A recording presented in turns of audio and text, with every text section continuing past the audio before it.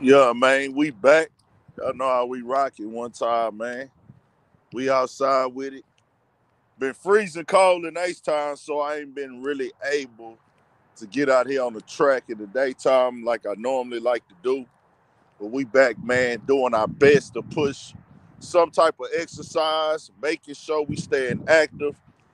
I got a lot more things I need to add to the lifestyle for the better. I want y'all to do the same. Let's cut back on that bad eating. I most definitely got to. Think I ain't been just going crazy. I ain't bad this week, but I think it's more I need to cut back on the greasier foods, like certain foods that got a lot of grease, whether it be like chicken or things like that, even. So we working on that, man. Let's get active though. Let's try to turn it up. Let's try to make sure we cutting back on the bread, the rice, things like that. Fries, burgers, all of the sugar drinks gone, cut back, and then eventually cut them out. Smaller portions at the table. Let's work on all that, man. Let's do our best to turn it up and get better, day by day process. Some type of exercise in the crib, whether it be push-ups, back dips, curls. If you got you a little dumbbell, I got to get back active on mine. We trying to get there. We working on it. We gonna figure it out. Let's spill it real though, man. Beautiful day in H time. The sun is not out, but it's cool. It's like that perfect level of cool. Like the breeze is blowing, wind chill, but it ain't too cold. But they say we got a super duper freeze storm on the way. Got a real bad cold front on the way in.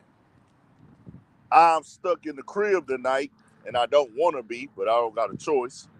Uh, both of my whips are down right now. Let a few more people get up in here. We gonna get to it, man. Yeah. I seen the channel Red Supreme. They was on there. I thought it was a panel. I didn't know if he was doing a panel. Red Supreme. I saw that channel earlier. He was speaking on the Mele situation, and I was just wanting to get in on that convo. It came up on my timeline. You know that algorithm for chaos is gonna push some, hip hop creations.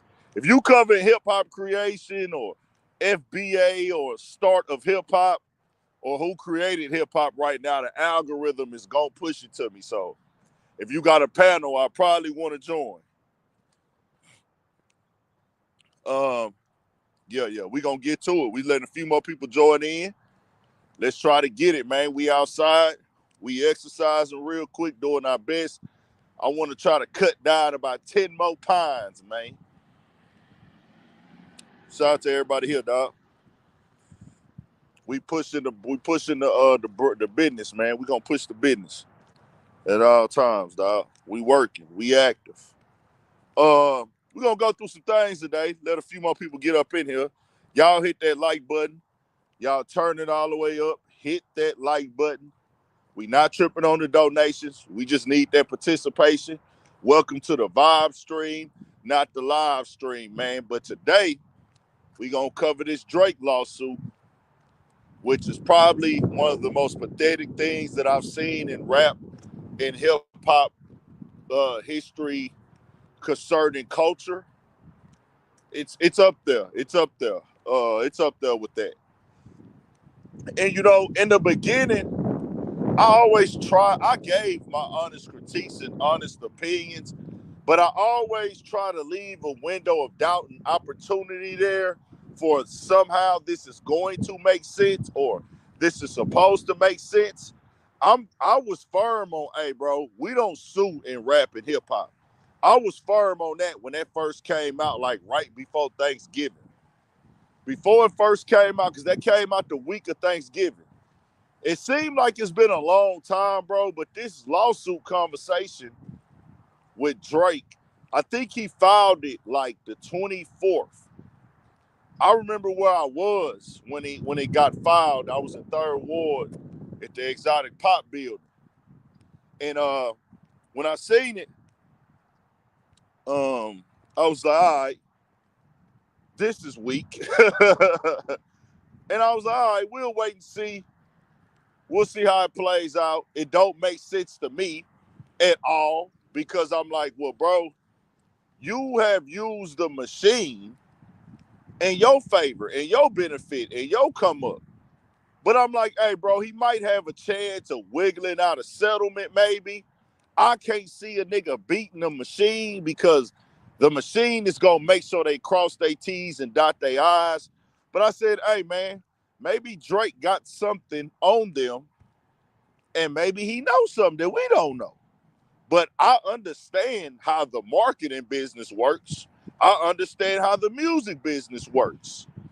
Am I in the industry? No. Am I a part of the industry? No. But I've watched rap and hip hop my entire life. I've lived it my entire life. So I'm the nigga that has read the magazines. I'm the nigga that has watched the interviews. I'm the nigga that has watched artists break down budgets and how their careers work and how record labels are advances and how you can end up in the red and how they keep you in the structure. And if you're a superstar artist on the label, how sometimes your budget can be affected because your profit is used to pay for the artists that failed on the record label. And that's how they break even. I've seen it all, the tricks, the trades.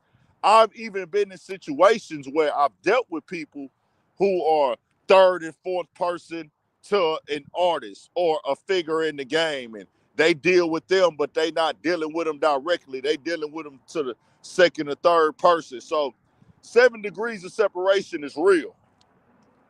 So I understand a lot in the game. I understand how blog promo work, all that. Even I know how the labels contact and ask reaction channels or YouTubers or streamers to cover the artists. This is called marketing. This is called advertising. This is a part of the record label's budget. If y'all think Drake was not promoted and pushed musically, you're crazy. You're crazy. Can Drake still go number one without record label promo? Of course. He's popular enough for it. He's big enough for it. He has a solidified fan base that is there for it. He can go number one without the record label help.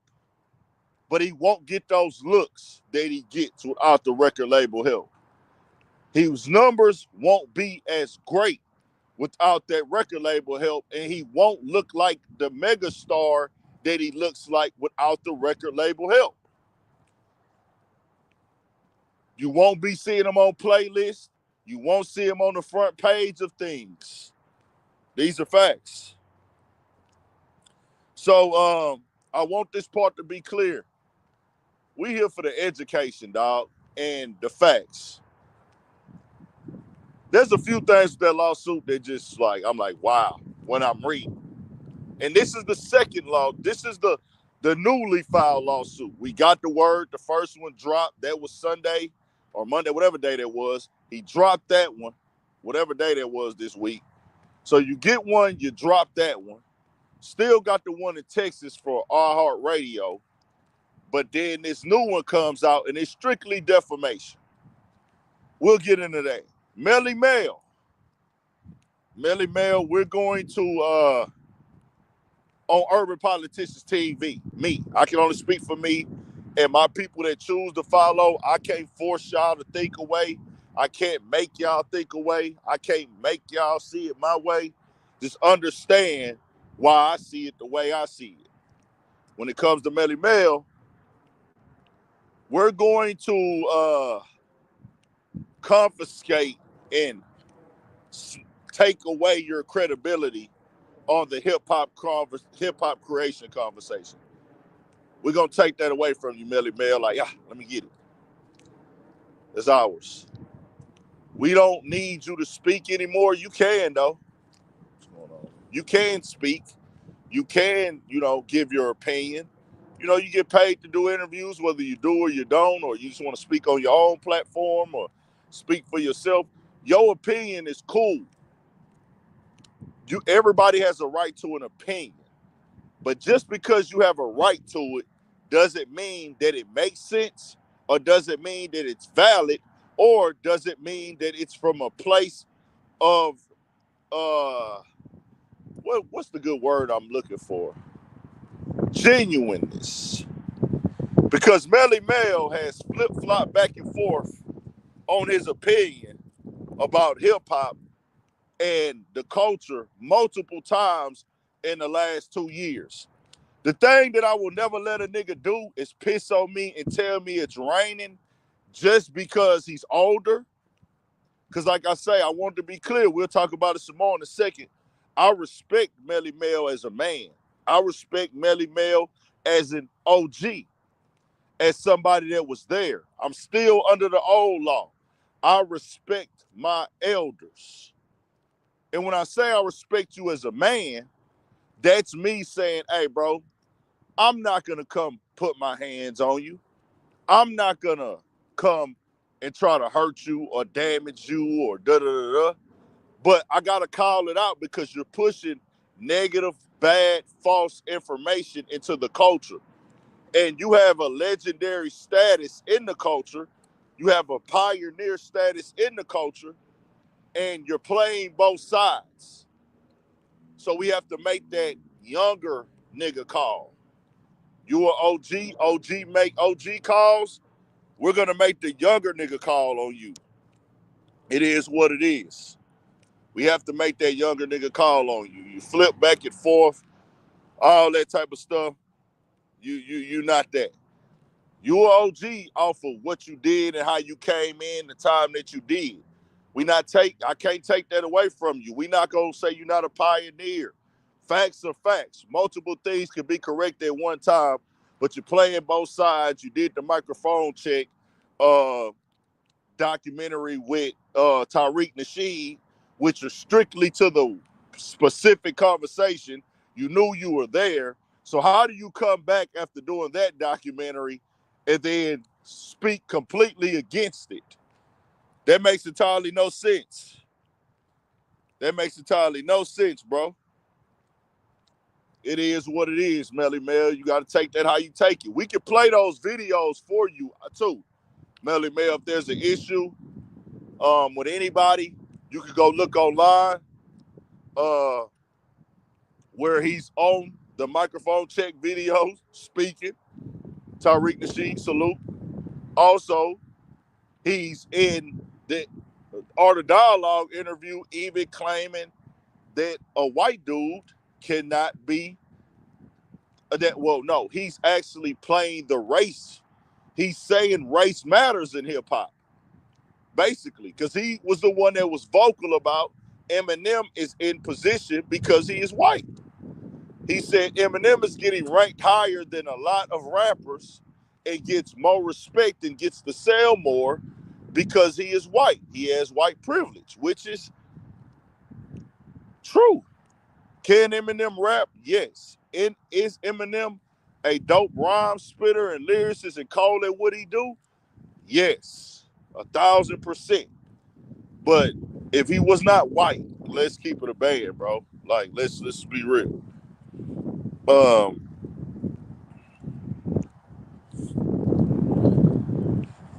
We got a weirdo in the chat. Get them up out of there. Jay Quick, what's the deal? So we'll just get into that in just a second. What else do we have going? I see 6ix9ine got a lawsuit right now. 6ix9ine has a lawsuit that he's filing against LA Fitness. Whatever fitness company, I think it's LA Fitness, where he got beat up at in Florida. He's suing them for $1 million. And this is why I tell people, don't get involved in something you don't want to be down with. This is why I say, don't ever call 6ix9ine a genius to me. 6ix9ine is the stupidest, probably one of the stupidest rappers we've ever seen. You know, people, oh, he's such a genius. You know, I used to hear people like, I remember because they so focused on numbers. These are these guys that don't grow up outside. They grew up in the comment sections. They claim this and they claim this, and they be on the internet. They think everything is a fairy tale and it's all about views and analytics. These guys are losers. These guys are losers. They don't have real life experience. They outsiders. They lames. They don't have morals. They just move however. Shout out to Josh Gates, man. Appreciate that donation. Shout out to Josh Gates. Appreciate it, bro. Shout out to Josh Gates. Appreciate that donation. Yeah, so all of these dudes that grow up like that, I remember the lame ass fresh and fit niggas. When 6ix9ine came home, I think they was talking to that other weirdo. It was him. It was just three weirdos sitting around talking about the culture, and it'd be weird to me, like when I see that the fucking bowl cut weirdo from London who just be all up in nigga business all day. Crap Laura Ross, crap Roar Loss, crap Laura Ross, crap Roar Loss. That's what we gonna call him. We gonna call him Trap Laura Ross. We gonna call him Crap Laura Loss. They were praising 6ix9ine about him getting numbers on a live stream and said how much they fucked with him and they felt that he was a genius. So I said in today's time, it is so crazy how these guys show their undertoned like racism and they don't even realize it. Because if a black man, and yes, we're going to play the race card because they play the race card every day. But see, the thing is, they don't say directly what they're doing. And we're going to move on from 6ix9ine in a second. But they all play the race card against niggas, but they do it coded and they do it strategically. And they feel that, oh, if I don't call you a nigger, or I don't call you a derogatory term, or I don't echo a stereotype, then I'm not being racist. Nah, it's multiple ways to use white supremacy. It's multiple ways to be racist. It's multiple ways to be a systematic racist and manipulate and use capitalism based off of somebody's race to work against them and benefit you. They all do it. All of the nigga needers, all of the outsiders, all of the tethers do it. But they think that you have to be an extremist to be racist. They think you have to be an extremist to be a person that's racist. No, dog. And I say this for them, and we'll move on from that in just a second. They were calling 6ix9ine a genius because when he came home from prison, his live had a bunch of people in his live. Everybody was in his live to hear what he had to say for himself, whatever, which that didn't take talent. That was not a skill that he had. See, y'all got to stop worshiping and putting these dudes on pedestals who don't have talent, but you get it confused with they're willing to do what other people are not willing to do. These niggas ain't good because he can rap. He ain't good because he had great beats. You can like the songs all you want to. The marketing and the platform and the presentation and the storyline made people even tap into those songs. Anybody can get on the beat and just yell. It's about, hey, the storyline that goes with it is already built. So those songs don't hit the same if he doesn't have that blood standing, that controversy, the blood's backing him up in the videos and everything like that. Yeah, is he turned up on the songs? Is the beat fire? Yeah, you can feel that way. It's objective. But at the same time, if he makes that song and he doesn't have that controversy and the marketing behind it, 6ix9ine goes nowhere. My point is, he's a talentless hack. My point is 6ix9ine is a talentless hack. Talentless hack. He was just willing to do things that other people are not willing to do to trend and be on the internet to get attention to the music. to make himself popular, to make himself stand out. That's not a talent. That's not a skill. So I said all that to say this. People were calling him a genius. Oh, he's a marketing genius. Hey, say what you want about him. That nigga lives be turned up, man. When he was live, he had this many people in there. I said, bro, it's crazy because this man went to prison. He fake joined the gang, which is already stupid. He was grown. This was a grown man. They would never call a young black dude a kid. You will never get called a kid at 22 years old once you out here joining the gang, banging on people, making fun of people, dead friends, disrespecting people. Nobody's looking at you like a kid anymore. They looking at you like, oh, shit, nigga, whatever happened, happened to you. You're not getting looked at like a kid no more. He was able to wear this kid role, right? Then, on top of that, he gets extorted. He gives up, everything. Now, this is all about choice. He chose to go, let me go be a fake blood. He gets beat up, gets in fights.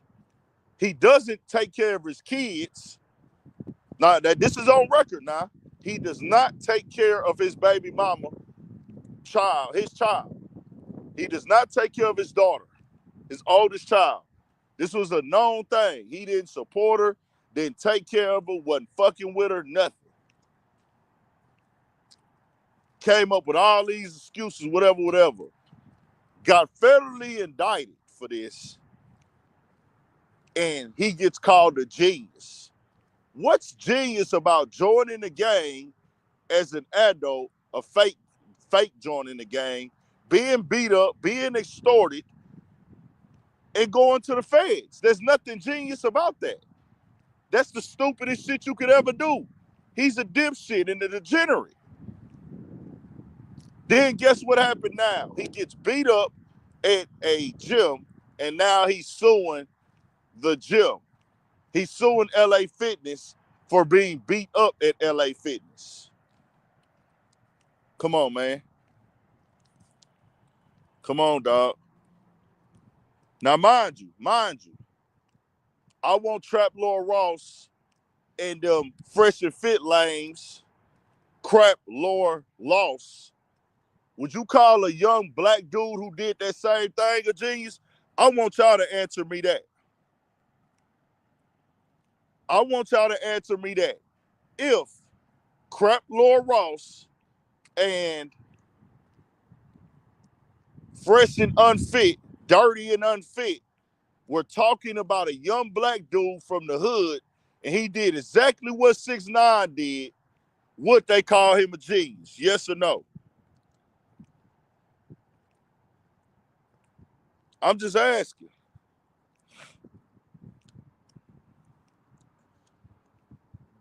Let me know. Would they call him a genius? Would they call him a genius? They wouldn't. They would just talk about him like he's not even human. Like he's not even human. LeBron won't respond to act. There's nothing to respond to him about.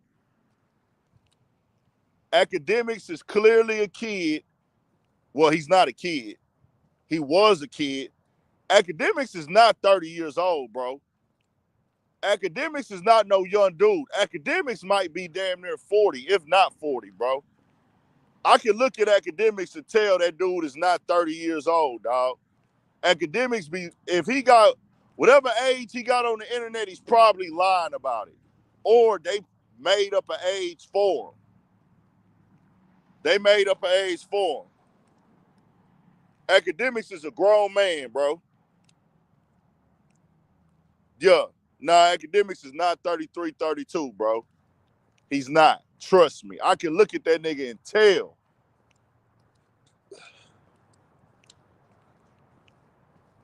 It don't even add up for him to be like 32. Yeah, it's gonna freeze out here for sure. Academics is a guy who didn't grow up with a father. And this is the result you have sometimes. There are the guys who grew up with fathers who do this same type of stuff as well. It's not all the way 100% truth, but when I hear a man say, hey, I don't do apologies, and everything is based off of like nonsense and dumb shit, it's never about progression or getting better. It's just, hey, bro, every day I wake up for constructiveness. I want y'all to ask me, bro. I want y'all to answer me. What has academics pushed positive into the culture, into the game? I want to ask y'all that.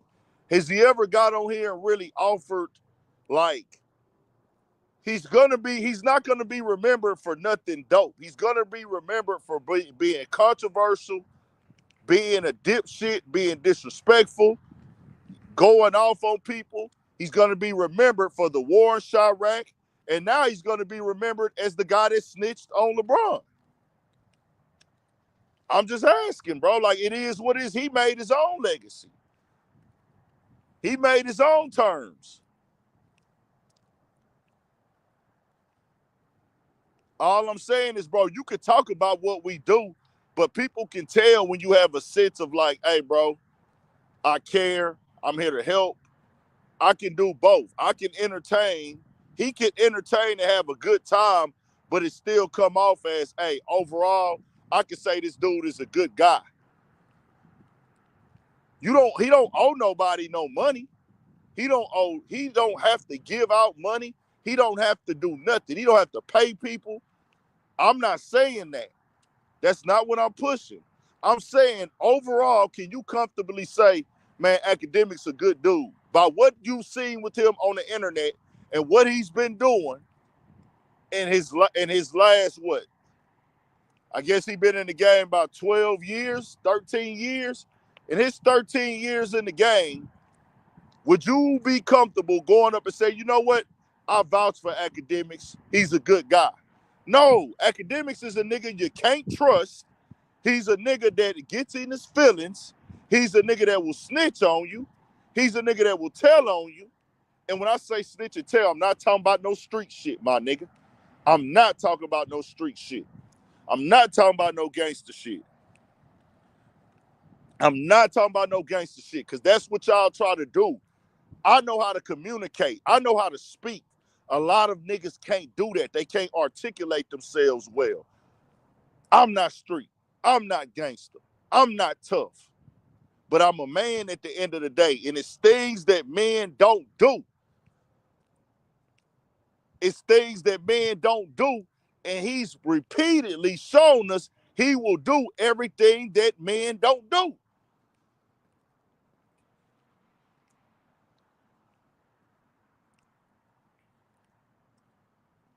Taking it way too serious. Are you serious? What are we taking way too serious, fam? All of this is tied in. Why would you click it if you see Drake in the video? You know that conversation gonna come up from the people in the chat. I ain't saying nothing to you that I won't say in now one of these niggas' faces. That's the difference. That's the difference. I'm not saying nothing on here that I won't say in now one of these niggas' faces, fam. If I'm saying it on here, I say it in that nigga face. Really in his face. G Blue. That's the difference. We niggas. We nappy-headed niggas over here, G Blue. And when we see you do it to one nigga, that means you will do it to another nigga. Understand that. G Blue, who raised you, my nigga? Your mama or your daddy or neither? Or are you black? Because that's how niggas see it. When we see you do one nigga dirty that ain't did nothing to you, that ain't hurt you, that ain't harm you, you will mess up another nigga livelihood. We can put ourselves in that nigga's shoes. Because you got to understand our history as niggas. We all got done dirty. They didn't discriminate. They had a little bit of discrimination here and there, where they favored. But for the most part, we get treated the same, my boy. We get treated the same. Hey, the person that's in the chat with the podcast, do you want to join? The person that's in the chat who has the podcast, who just asked the question, do you want to join? I want to talk to somebody who got a platform. Now, we big on here now. This replay might get some numbers on it. We doing millions of views a month. You see the sub count. You know what the fuck going on. Every nigga I speak on, too, they know who I am. You know that, right? So the niggas that you like, they know about this channel. Just know it. It's a fact. Some of these niggas I cover, I got their personal numbers. That's a fact.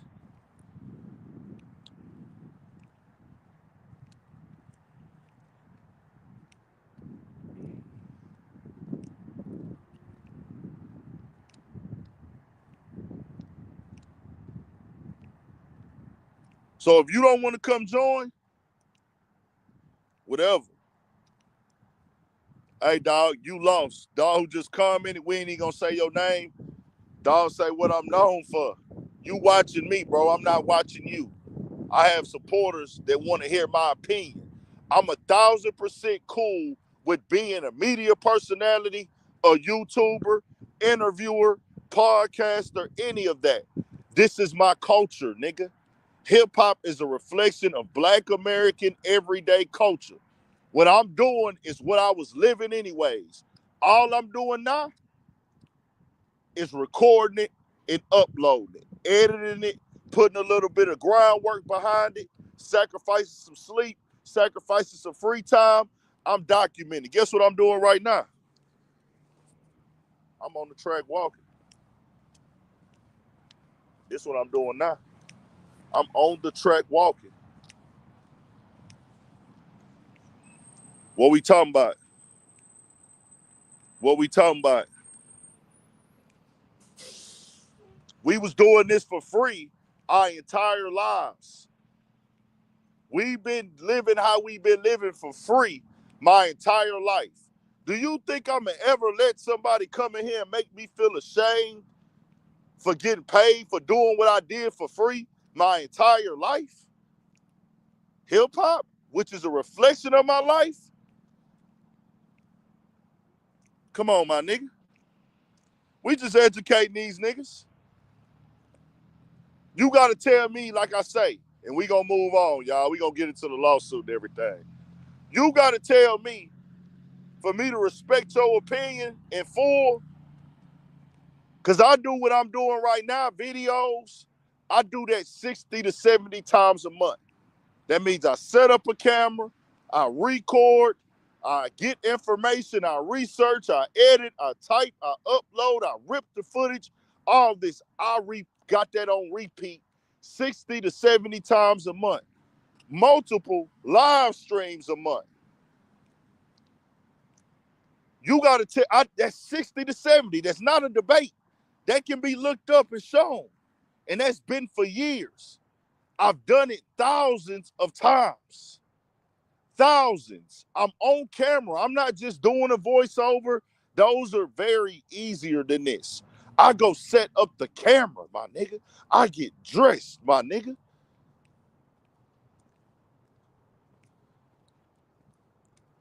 I get dressed, nigga. Put clothes on, nigga. Go outside and do it, nigga. I'll just hold the phone and talk. And I did that. Nothing wrong with that either. I done did that too a lot. But this is what I done did. I done pulled up and did hundreds of interviews.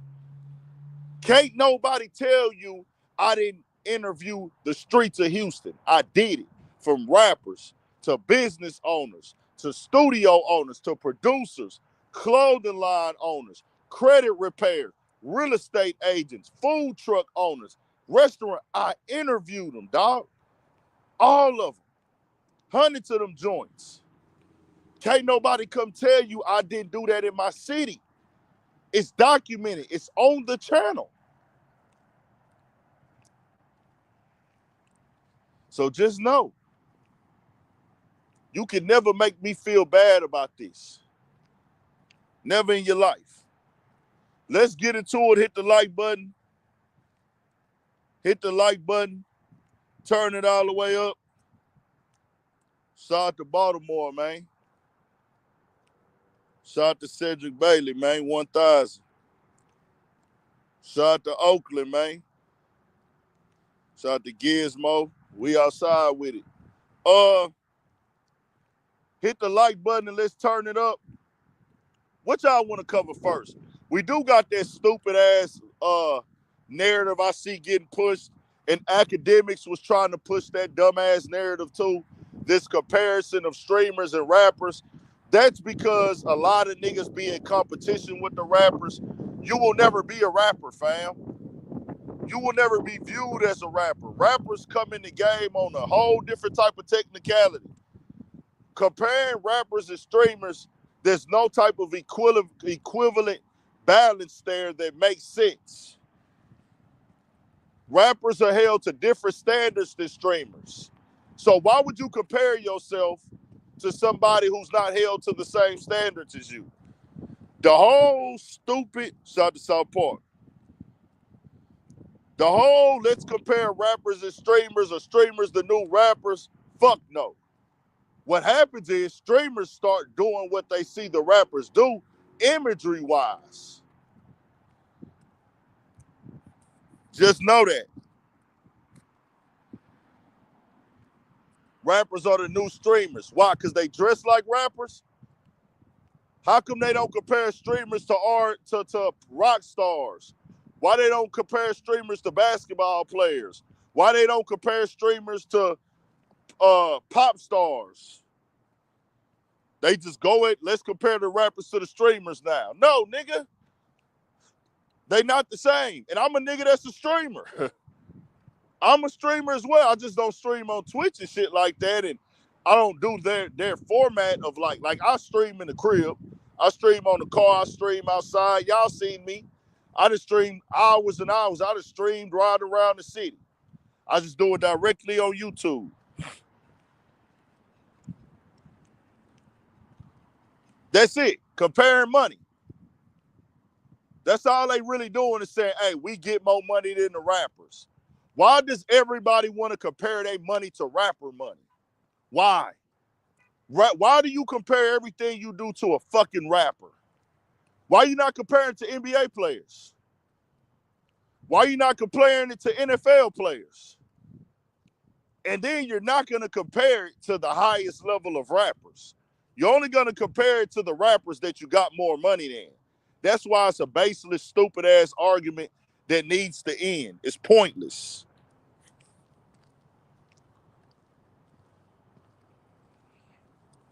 Went on and got him up out of there. That nigga's just starting to troll. Yeah, we got him up out of here. But let's talk about the Drake lawsuit, bro. My biggest issue with that lawsuit is him pushing anti-Semitism. Seeing that in that lawsuit was not it for me. I don't have any problem with anybody being mixed. I'm not tripping with nobody with their religion. If your religion ain't saying F me and my people or hurt me and my people or down in me and my people, believe what you want to believe in, bro. I'm not disrespecting nobody's race. But playing both sides, I'm not with that. You can't come over here with niggas and kick it with niggas, hang with niggas, use nigga culture, say the word nigga, claim you a nigga, do all the things niggas do from city to city, state to state, but then go put in a lawsuit. That song made people make anti-Semitic remarks towards me or anti-Semitic statements because he called me a colonizer. What?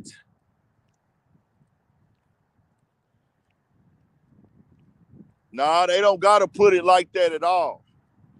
Dre, I get what you're saying. It don't matter. He shouldn't have filed it. He behind it. Yeah, the lawyer wrote it down, but he ain't gonna never come address it. You want to know why? Because that nigga think he above the culture. Only niggas that do stuff like this is niggas that think that they above this shit. He think he above the protocol. He think he bigger than the program. And I don't fuck with niggas who think they bigger than the program. Because they will do any and everything, and they don't have no type of guidelines of morals and principles. Meaning they will do anything that's going to benefit them and win.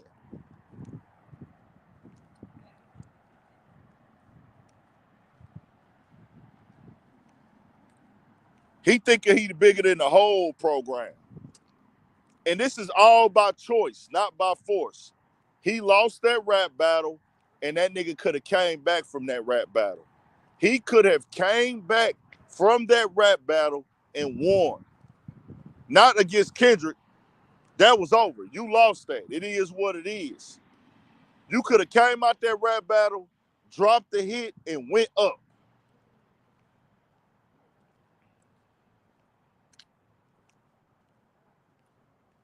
This is the thing.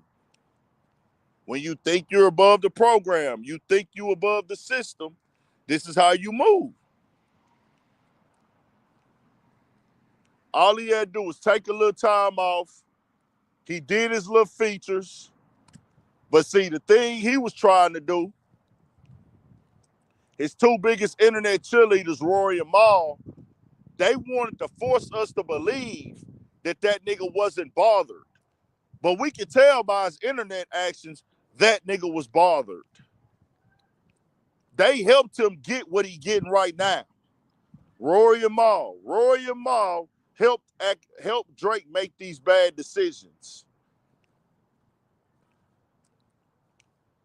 Academics letting somebody run a whole bullshit ass Twitter account under his umbrella as a fan page or something, and it basically comes off as a Kendrick Lamar Twitter hate page.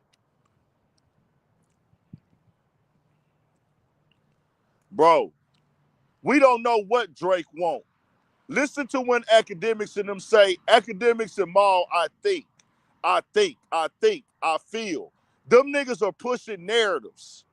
They not saying nothing for facts. This is 1,000% fact. This is 1,000% fact. I talked to Drake and he told me this. Maul been pushing theories for the whole year. For half a year, for 6 months. Drake hasn't hit that nigga directly and told him nothing.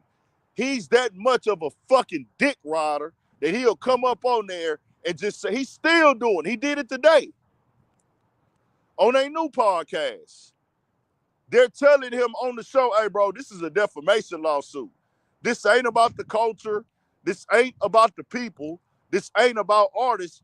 He's now suing and saying, hey, bro, y'all promoted a song that defamed my character, which you're the one that asked for the battle rap, fam.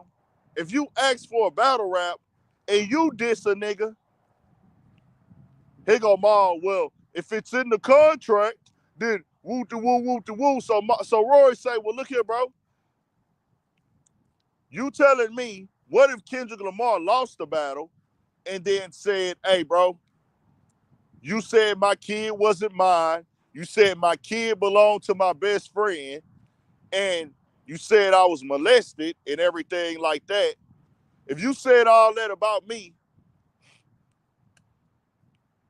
and I'm Kendrick and I say, you know what, I'm going to file a lawsuit on you.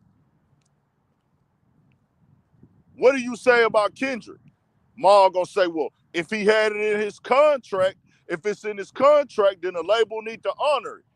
Hey, Maul, shut the fuck up, dog. Shut the fuck up. Unless, maybe if you come out and tell us OVO gave you like a, man, how much could OVO give him for this type of shit, y'all think? For it to be respected. How much that OVO should have paid Maul for this?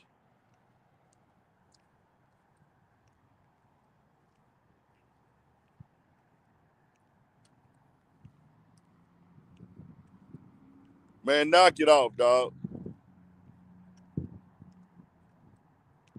Bro, this ain't have nothing to do with his negotiations, bro. Drake didn't start calling that negotiation shit until he seen how big the song was. That's the ploy he's using because he took the L. Y'all letting that nigga control the narrative, bro. Don't let no nigga tell you what the truth is. He asked for that rap battle, not the record label. That would only work if he was the record label forced him into battle. The record label ain't forced you into battle. You think the record label didn't promote that nigga Drake songs just like they promoted Kendrick? Drake was getting promoted on the blogs just like Kendrick. Kendrick shit just hit hard. It is what it is.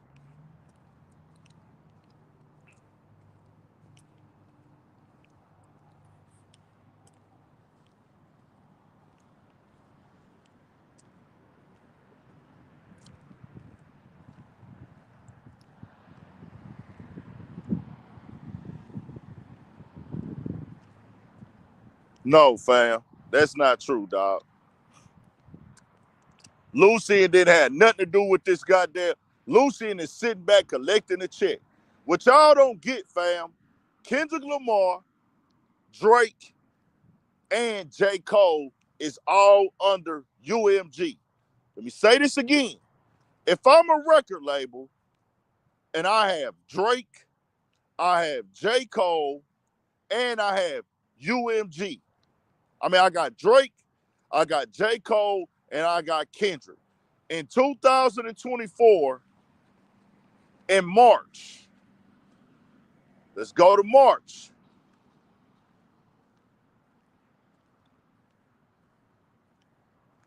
We talking March now. Hold on real quick. Let me look something up. I know Future is under Epic. I don't know what label Epic is under. Hold on.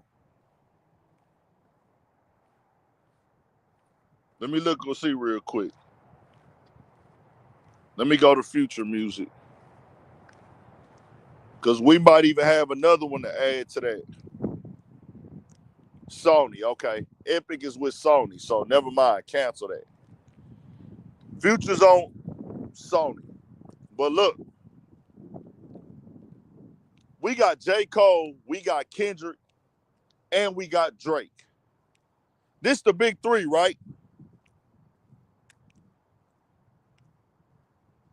This the big three, right? If I'm a record label and I see this big three going up,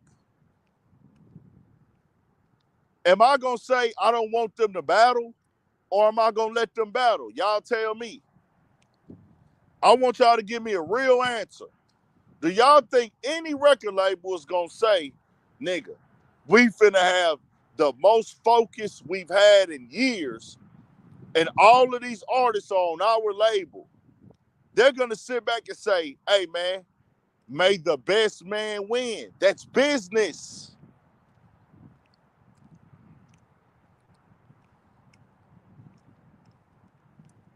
Universal caught a blessing in 2024. They've been talking about how the rap industry been going down and the music industry is down in general. They already know Taylor Swift, whenever she drops, she gonna do what she do regardless. They need this excitement on the label to go up. So guess what? When everything was going down, nigga, they said, you know what? We in there.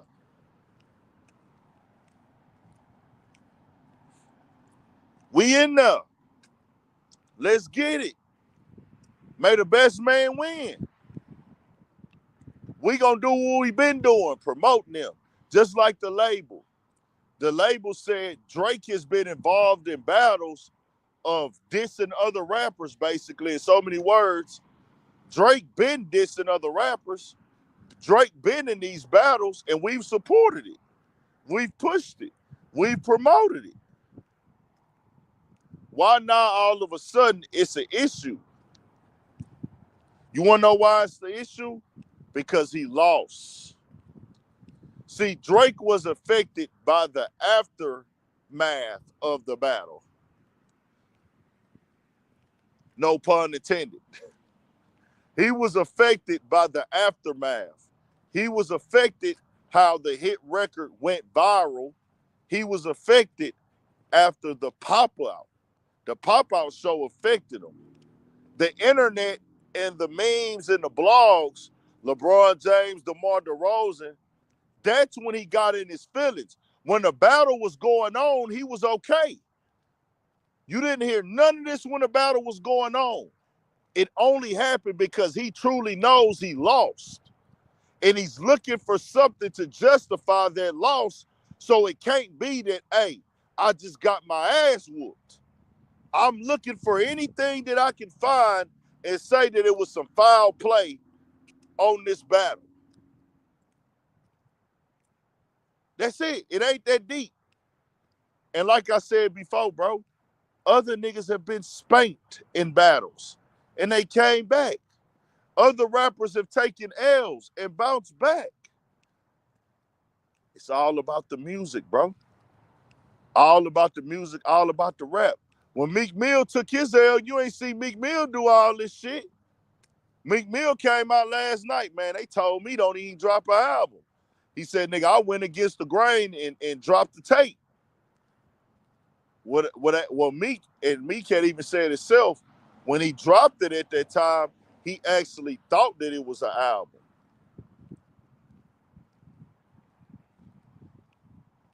He thought it was an album. Meek Mill thought he had an album out, but he didn't. It was a mixtape, the DC4, which was fire. He dropped that DC4. I'm going to drop the link right now.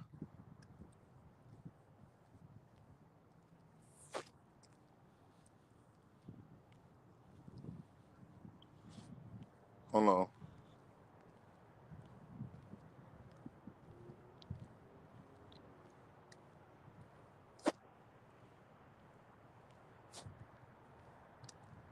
See, they say don't judge a man when he winning.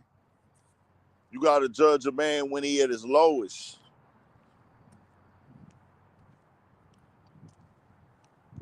I wouldn't say judge a man at all. I just say take notes.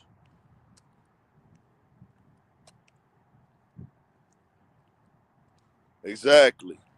Shout out to Transporter 842. He said, that's what's wrong with the world. Don't nobody want to take a loss no more. The game is built off of losses, bro. The game is built off of losses. You got to lose to win. You don't get better if you always win. You don't get better if you always win.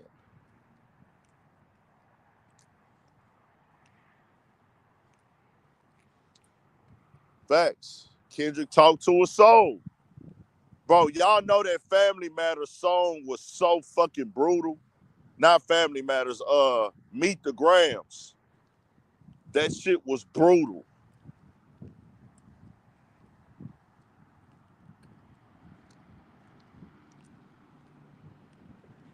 It is what it is, dog. It is what it fucking is, man. Shout out to ATL Mean Factory. Josh Gates, I'm finna bring you on, man. I'm gonna bring you on, Josh Gates. Yo. What's going on, my guy? It's the deal, man. Hey, listen, how dumb does Drake have to be? And you know I'm a Drake fan. How dumb does Drake have to be to go into a beef rap battle with Kendrick during negotiations? How dumb does he have to be to do that shit? I don't understand. None of this makes sense to me. Like, seriously. Well, I'll be honest with you. I don't think that it was dumb in his mind at the time because you can't see the aftermath. You can't see the future. So in the moment of the battle, if you go listen, Drake is really thinking that Kendrick Lamar can't even drop music. See, you got to go back and listen to what he's saying, like drop, drop, drop. It's Yeah. because he really thinks that Kendrick Lamar can't drop. You see what I'm saying? Is his ego that big? Of course his ego is that big. Of course it is. You see how he move and act? Yeah. He thought that Kendrick couldn't drop music. You remember on Taylor Made. And this is things he said out his own mouth. Yeah, man, you're sitting in that apartment. You got to wait on Taylor Swift, the biggest gangster in music. She dropping this week. Aunt already talked to her. Her aunt got an understanding. Man. Oh, yeah. You got to do something for the Swiftie. He was rapping about, bro, he rapped about Taylor Swift 2 times in this battle, bro. Yeah. Drake did. I just don't understand. You see, the NFL said that Kendrick can't play Not Like Us, right? You saw that shit. I didn't see that. Yeah, that just dropped like an hour ago. Damn. The NFL said Kendrick can't play that song. Yeah, so. Did you, the rap game? Talking about Drake? Yeah, Drake Kendrick. That's why, Yeah. hey, Yeah. that nigga Kendrick Lamar stepping through that nigga's soul. Yeah, stepping through his soul, man. You ain't lying. Stepping through that nigga's soul. Tell him again so I can hear it, man. Hey, say, that nigga Kendrick Lamar stepping through that nigga Drake's soul. Man. Nah, for real. Nah, I fuck with Drake, but like Yeah. I'm also not a stan either. I fuck with Kendrick too. Shit, I grew up in LA, but like, man, all this shit doesn't make sense, man. And I think Drake got played by everybody. I think they all roped him into this shit. I think he got played by everybody. I think the label had something to do with it too. They didn't want to pay him money, but they also don't want him to go. What happens if he goes independent? I don't think that's the case, bro. Really? Listen, bro. All that happened was, now mind you, Future got an album coming out, right? With Metro Boomin, right? Yeah. From the storylines that everybody piecing together, everybody got tension. Metro don't fuck with Drake at all. It's no in between. Kanye West don't fuck with Drake at all. It's no in between. Right. A$AP Rocky. He dissed A$AP Rocky on For All the Dogs. Yeah, he's been dissing A$AP. He dissed the fuck out of A$AP on there. I damn near felt like Playboy Cardi caught a little bar on there too. Yeah, and that's why he dropped out of No Face. Yeah. So well, I'm like, okay. You know those guys fuck with Cash, right? Weeknd's manager. Yeah. And like 3 weeks before Drake's place got shot up, Cash's place got shot up. Yeah. So I know a lot of people think like that was Damn, dog shit came off, man. Join back in. I'm gonna drop another link, G. I'm finna drop another link. Oh, damn. There you go. Yeah. Nah, but that had to do with all the XO shit. So, man, I don't know, man. This shit's weird. I don't know, man. I just don't know what he's thinking at all. But yeah. I don't know. Hopefully we get to the bottom of this shit. What did you see that loss that he can't play that at the Super Bowl? Because I'm like, dog, they just released that shit like an hour ago. I'm looking for it right now, bro, because I don't see it nowhere. Yeah, let me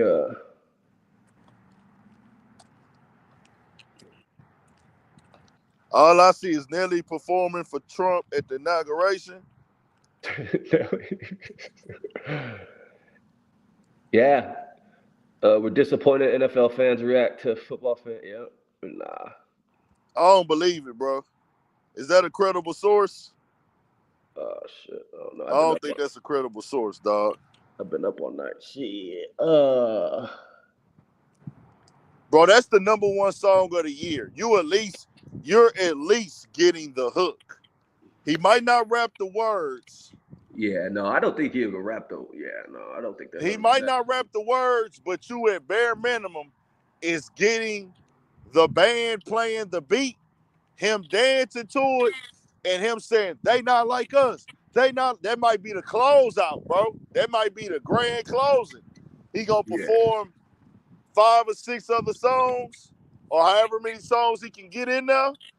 Yeah, but he should be allowed to. Shit, like let him. No, he is allowed to. Yeah. He is allowed to. He's just not going to be allowed to say the derogatory terms. I don't see why people like Ack and shit. Like I like Drake, but like I don't see why people like Ack are all about this song going bye bye, man. Shit, he fucked Drake up. Like, let him get his shit. Well, that's because academics didn't grow up with a father, and he worships. Academics is an outsider of the culture, and he knows it. He knows it. He know it. That motherfucker's worse than Vlad now. Can't stand that motherfucker. Only thing I will say, the difference between him and Vlad, see, academics is the type he'll play both sides. But the thing is with Vlad, the entitlement that he has, that entitlement is nasty. That entitlement is nasty, and that factor of like, hey, bro, I know what I'm doing fucked up, but I'm gonna capitalize off of it in the manner of, hey, if you don't do this for me and things like that, at least I could say this for academics. He didn't completely come in this shit, even though he came in on some fucked up shit throughout his tenure. It wasn't a place of, hey, dog, I'm really, really, really gonna solely have my entire platform based off of y'all stories, not my opinion on them. You know what I'm saying? Yeah. No, I get it. And Vlad, man, some of his questions, the way he says it, he asks these questions. It's like he's trying to trap these motherfuckers, and it sounds kind of racist coming out. Especially and Adam 22, same fucking way. The way they talk to these men. You know, I just don't. It's like they feel like they can say anything they want because these people are on their platform. You know, and Yeah, I don't like that shit, man. yeah. Yeah, I don't like that shit. And see, it's one of those things when that's why certain people, paid interviews can be dangerous. That's the gift and the curse, because the paid interviews, people can use the money. People need the money to survive, and then the platforms get to survive. That's the gift of it. Everybody get to feed their family, put some money in their pocket. The paid interviews are good in that way. The negative side of it, if it kills the credibility, it kills the organicness, and now you got people willing to do and say anything, and then you also got the interviewers basically asking the people a bunch of weird questions, and they Facts. saying they're doing anything. Facts. They'll do anything for B, those what's the clicks and deal? shit. You say what? Damn, did I move bro out again? Let me drop another link.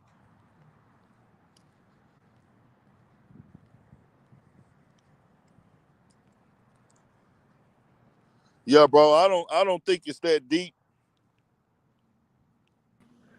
Bro, I ain't gonna lie to y'all. Mall and academics, those are the two. See, academics gets a check directly from the label to Right. promote Drake and Kendrick. Yeah, both of them. He gets paid to promote these guys through their labels. So he can just come on there and say whatever the fuck he want to say. Do you think he's Maul that is a powerful? Maul is a volunteer, OVO volunteer publicist. You think he has that much power? Because when he started slamming Lil Baby went down. I ain't gonna lie, Lil Baby went down because Lil Baby quit dropping music. Lil Baby still got a #1 album right now, bro. All he did was make it a thing for a certain pocket of the internet to Yeah. feel comfortable getting on the internet talking down on Lil Baby. That's Got it. Lil Baby didn't go down like as far as like, oh, he fell off as a figure, or he went broke or anything like that. His relevance, none of that went away. Of course, he didn't do the numbers that he did, and the music is subjective about how you feel about it. But Lil Baby didn't his second album didn't hit hard as his first one. We not gonna act like it did. But the It first one is didn't. during COVID, so everyone was locked up. So But everyone is listening to more music. he was that dude then. Yeah, It's he like, was that. hey, That shit was it hard. was his time. It was Yeah, that shit. time. Like, he had already had tapes. You gotta know he had multiple tapes.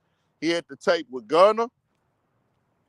He had the harder than hard, all that shit. Like he had multiple EPs and tapes that was going crazy in the streets. Went on a crazy feature run.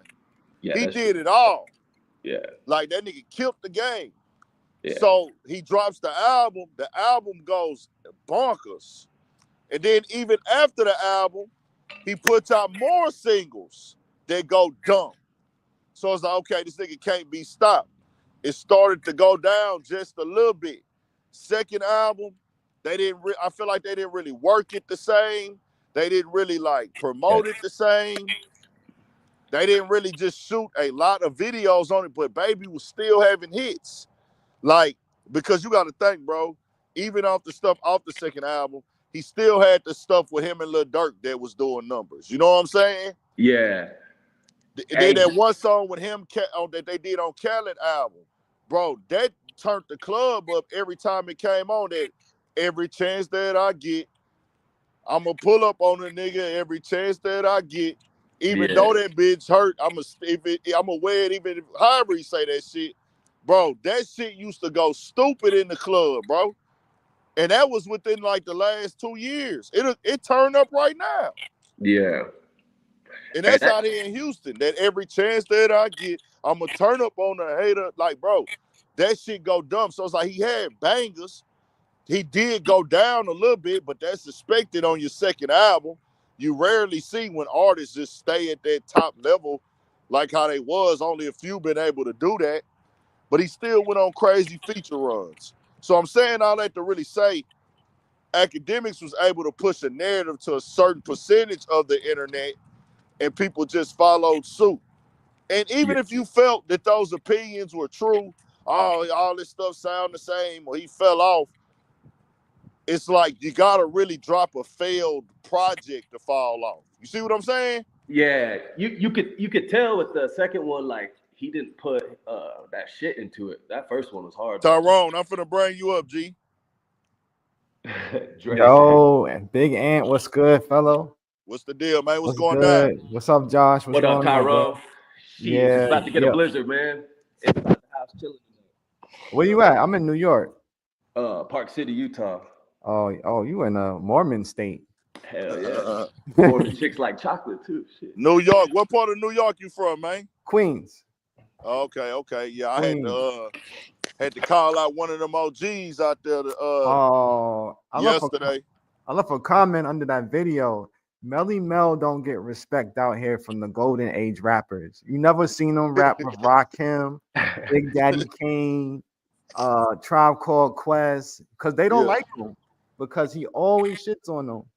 I remember Method Man was on Mav Hoffa's show. He was like, "Yeah, shout out to Melly though, but yo, he used to shit on me all the time, man. He never gave me respect, because that's what he used to do to the people that came after him. He never gave them respect. He was like a true crab in the barrel mentality rapper. You know what I'm saying? And that's the biggest part about Melly. When Mel didn't draw no more, niggas didn't help him. They helped Curtis Blow. They helped Grandmaster Flash. They helped a whole bunch of other legends. They even helped the Fat Boys. You know what I mean? Prince, Mark D, all them. They helped. At least one of them got help. You know what I'm saying? Because Queen Pen was married to one of the Fat Boys. And Jay-Z wrote for her. And Teddy Riley helped her out. But nobody never helped out Melly Mel. Look at the history. Nobody helped out Melly Mel out here, bro. Yeah, we seen everybody. Now that you say that, all the guys you name, and we've seen them be able to pop up at events over the years, not just the 50th anniversary. Like, we've seen flashes of Biz Marquis at events and things like that. You know what I'm saying? We didn't, God bless his soul, but we never seen Melly Mel, now that you mention that. No, they don't fuck with him, man. That's why he's desperate to like, yo, what you mean? Yeah, this is the way that they're telling me to say it. Because, did you see Matt Hoffa rolled up on Heineken? Was it last night, 2 nights ago? Oh, yeah, man. You talking about the Angela Yee show? Yeah, that was nasty. Yeah, that was last week. It just started getting a lot of steam. But I did want to say this too, bro. Like with Melly Mel, like I say, bro, I can't take for what you was part of in hip hop and you being there, and I don't want to take that from you. I just got to take your credit. On my platform, we have to just acknowledge that what you say is not credible anymore because we don't know your intentions.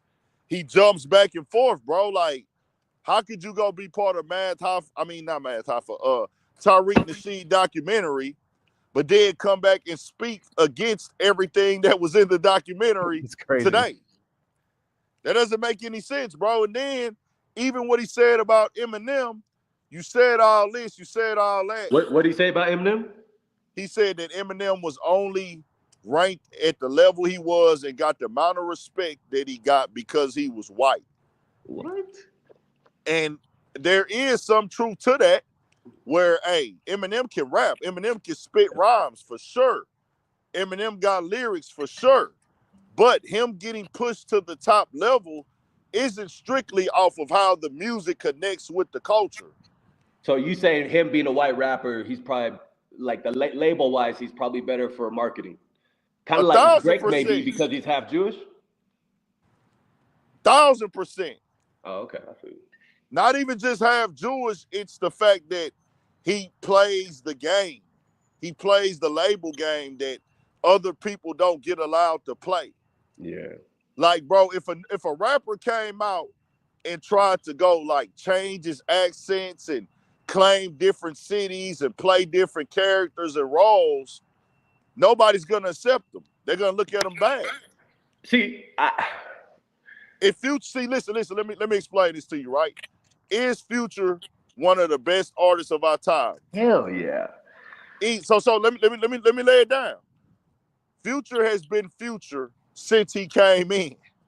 Correct. He hasn't went and tried to go be nobody else. He hasn't tried to go be a different personality. He hasn't tried to go like be down with another culture with their sound or they look. He hasn't went and jumped on no waves. He hasn't done any of that. He's not coming from another country. Future has been strictly Atlanta from day one. Right, but I fuck with Drake, but I don't consider Drake like a rapper. He's kind of like, I guess, pops. I don't know, pop, some shit like that. But see, that's all part of the play where you can't box him in or nothing. Yeah. And I mean, it's genius for business. It's genius for marketing. It's genius for money and popularity. And fans love the music. I'm not here to deny any of that. But what I'm saying is there's no originality to it.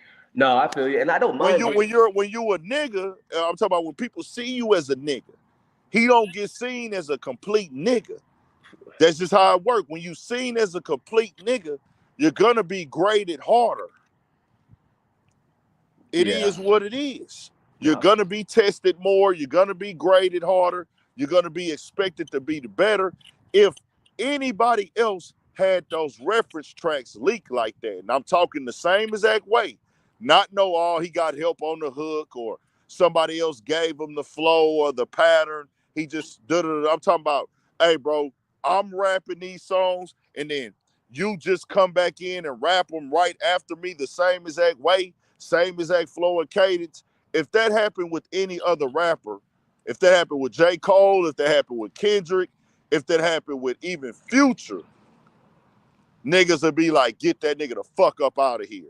Facts. Yeah, I think what it is with Drake, because I was with a girl at the time, and I remember when Drake first dropped, and Shorty was like, "We're gonna go see Drake," because he was doing like a free concert at like a port or something in Manhattan, and I was like, "Why people like Drake? He read raps off of BlackBerry.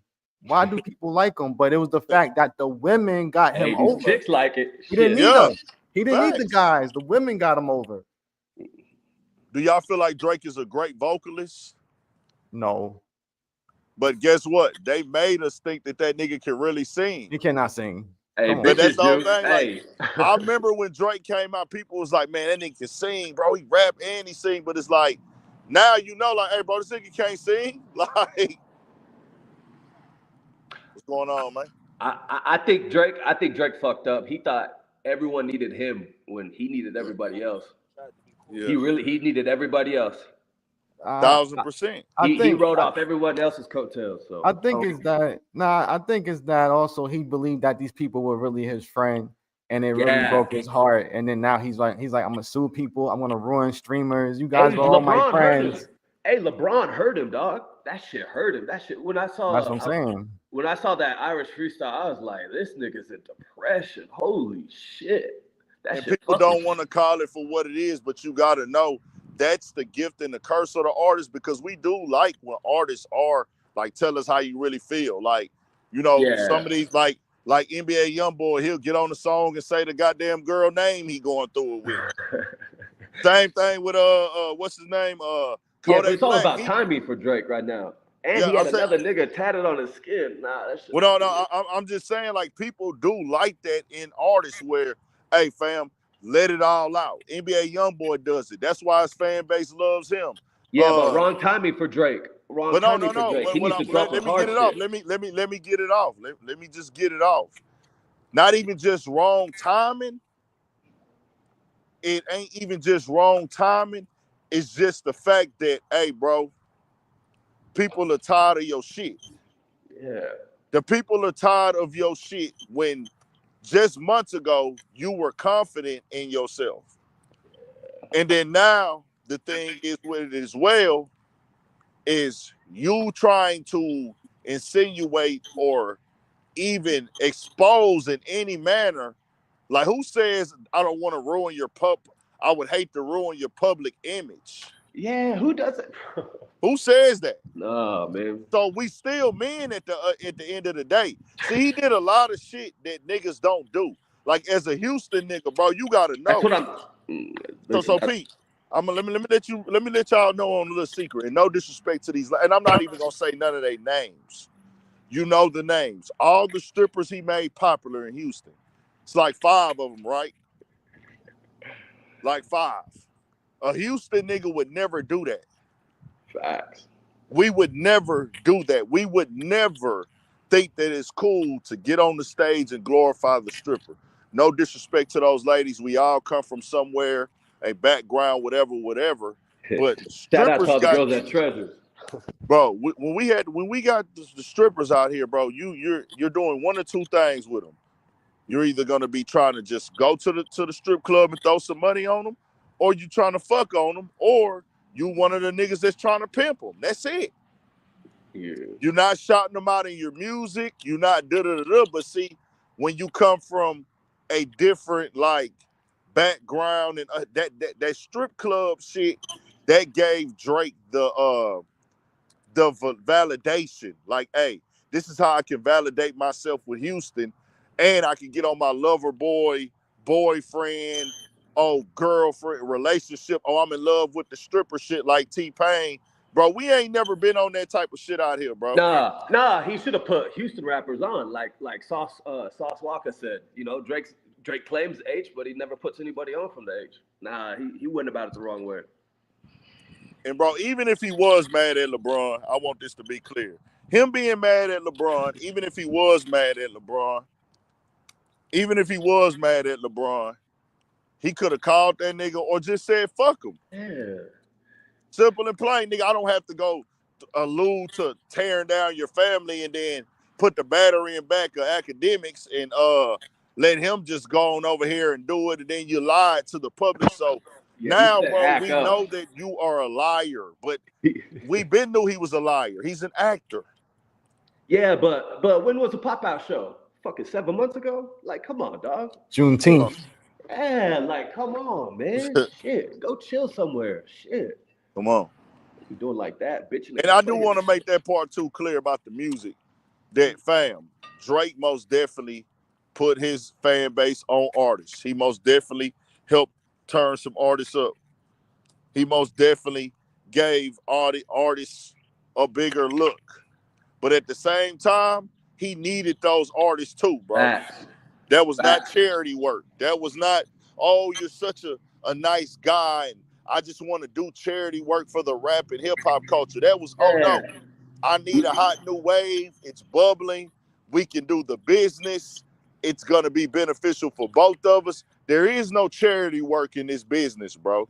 So facts. stop making it seem, Ma. Stop making it seem like Drake just woke up and said, I want to help all these upcoming artists out and give them a #1 hit. Nigga, That's what Lil Yachty was trying to say too. It's like, nah, man. man, who listening to fucking Yachty? That nigga paints his fingernails, dog. Yeah. Them fingernail paint niggas, we not listening to them niggas, man. They don't Yeah. dictate, they don't control no narratives over here. And that's no half black, half white shit, because I'm half black, half white. I don't play my fucking nails. Nah, Yachty be doing that shit and he black. Yachty Caribbean, Future's so numbers? Future doesn't need Drake. Cardi doesn't need Drake. Come on, hell no. no. Don't need Drake, but Drake needs them. Nigga, Future don't need Drake at all. Nigga, he good. Future needs nobody. And when Drake needed Future anyway, because when they did that album together, that shit was hard. Those were Future songs with Drake on it. So yeah, that was Metro. Future was carrying. That was Metro booming. Yeah. Listen, did you hear the story about how Drake was treating Metro after Metro's mom got murdered? Hold on, we got a yo guy here. I heard that. You heard that shit? Like, you hear all these stories. You hear all these stories about Drake and shit, and like motherfucker flying this dude and his girl out, and then like out to the Turks on a private jet, and then sent the dude back and kept his girl in the Turk. Like, it's like, dog, this motherfucker. Like, hold on. Let me bring Bobo Rants up. Is that OVO or is you just? Oh no, hell no. Oh, okay. Hell no. Okay. We was wondering. But Drake's getting his karma right now too, man. Like hearing some of the shit he's been doing, it's like fuck. Like how you gonna fuck Lil Wayne's girl? God damn, bro. Oh wow. Hey Taz, I ain't gonna lie to you, Taz.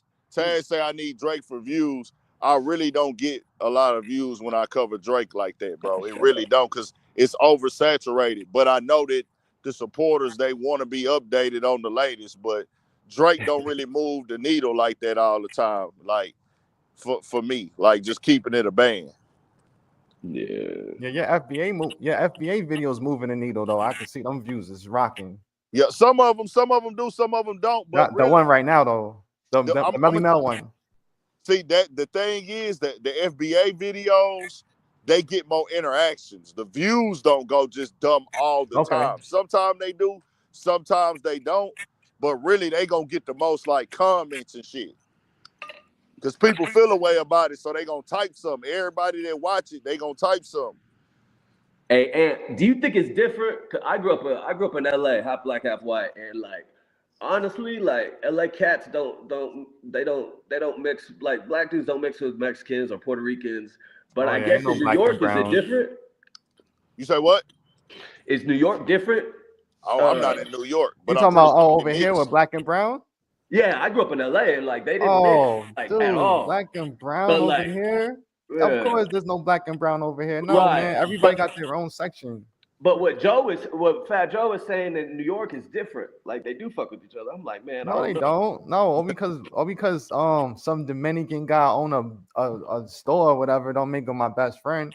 There's Dominicans that own Key Foods over here, and I speak to them like, yo, what's good? Yeah, what's up? But we not best friends. You know what I mean? We not. Yeah. I'm not out. I don't see a Dominican person buying Jamaican food and Jamaican person buying Dominican food. Like it's everything. Like, see, this is the thing about New York. So what is Joe talking about then? I don't listen here. This is the thing about New York. They call it the people of color, right? It's the people of color that smother each other. It's like everybody's from a melting pot against each other. It's not what you think it is. It's all made up, man. Everybody's against each other, no matter who they are, Caribbean, whatever, Black American. There's no team effort out here. This is an individual state. That's why New York hip hop is the way it is, because everything is individual. Like how Cali had, like it's beautiful, like what Cali did with Kendrick. That can't happen over here because we're not like that. Everybody's individual. So let me ask you this, right, brother? Why y'all think is this conscious effort to steal our culture? Like this is like they working on it heavy, like to steal our culture. If they know that we all not together and all that kind of shit, what is that about? Somebody said that's not true, bro. I'm from the Bronx and we all get along. White Plains Road, Puerto Rican, Jamaican shop. It just may be different where you grew, where everyone. Bro, I'm in the Midwest and we don't mingle. You know what I mean? I don't know. Yeah, you man. Said you're from the Midwest? Yeah, I'm from Cleveland. I don't know when this kumbaya stuff is happening, man. Like, I don't know. Like y'all could say, look, and people in the comments, y'all could say that all you want, but at the end of the day, if it came to something specific for that group, they not fucking with you. Like, you know what I mean? Like, it's selfish. If it's a specific thing for Latinos, it's specific for blacks, there's gonna be something that happens. And like I'm answering your question. Like, yo, the reason why is because they really don't have nothing to really carry on as having so much tradition and strength. So they gotta tether on to things. I know that shit hurts, but it's true. It's delineation, man. You So know what I let's mean? We go ahead. man. Look, I want this to be clear, bro. What bro is basically saying in so many words is that everybody knows that there's a divide between races everywhere. Yeah, we might stay by each other. We might live next to each other. We might be on the same block, but you gonna be with your people. Now, do you have black people you rock with? Of course. Do black people rock with Puerto Ricans? Of course. Dominicans, Cubans, all that. Do we live together? Yes. But we know that, hey, we are not all one, fam. Y'all are repping y'all country. Y'all are repping y'all lineage. You know what I'm saying? And then there's gonna be some from those backgrounds that don't like the others. Yeah. You say it's not, bro. We deal with that down here too, bro. Like, it's not finna be like we finna act like this stuff don't exist, where it's like, hey, bro, there's no Puerto Ricans that didn't ever like blacks. Come Yeah, on, dog. no, I'm not saying that. I'm just saying, No, but that's not for you. That's for the guy that's saying that in the comments. That's yeah. not for you. You called it like directly what it is. You said it, hey, bro. So what they don't want, and this is what I try to teach and just raise awareness to on here. Nobody else race except for blacks, they won't let their negative represent them as a whole. So they will downplay their negative things. So how you just said directly, you said it for what it is, Josh. Yeah. Man, the blacks and the whites and the Mexicans don't really mix all the time in LA. Nah, shit. You Even I called didn't it even mix directly all the what it time, is, man. Being right? half, fuck, nah. But and You say what? listen, shit. I even So fucking have some. hold on. What I want to be understood, the point that I want people to take from it is there are Hispanics and Puerto Ricans that will go out and directly say, I don't like niggas or fuck them niggas. They won't go publicly and say it. I know in LA, the gangs, the LA Well, Mexican yeah. gangs, Especially when you're locked up. Yeah. they'll say it, fuck them niggas.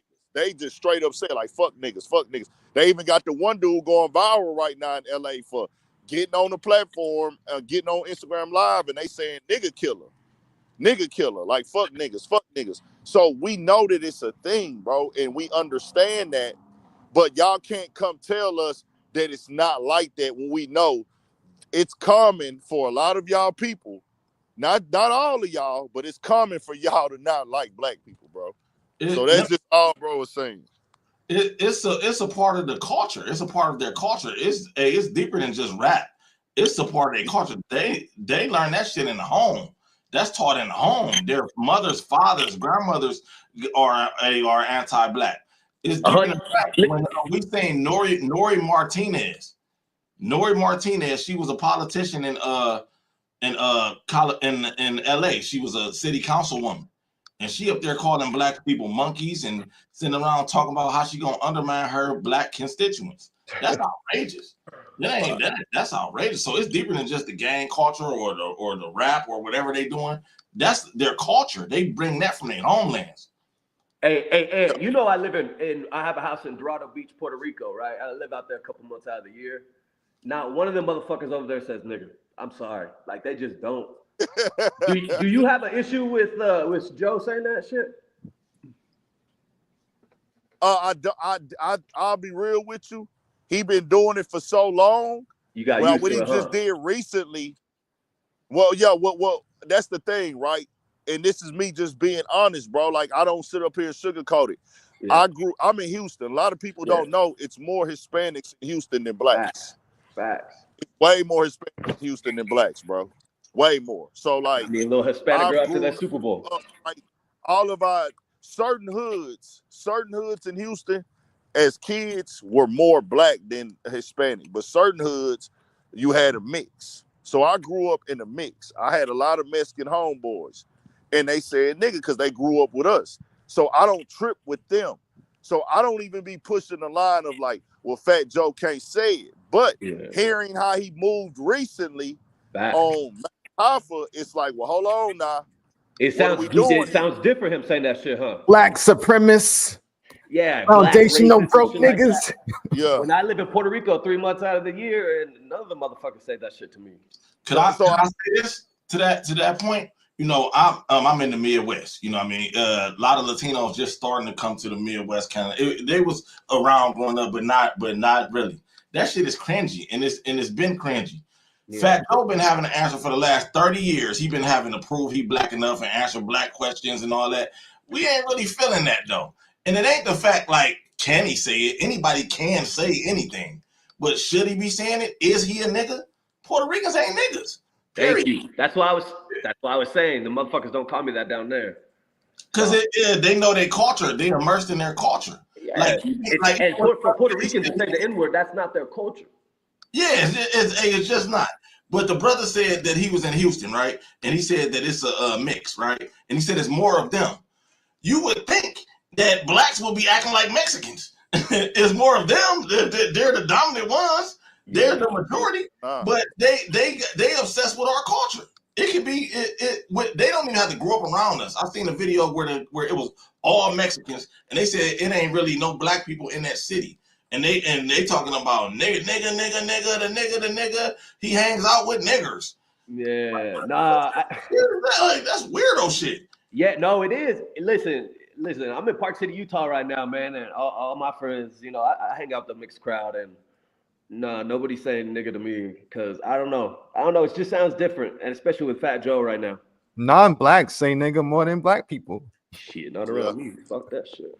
They use it out of context.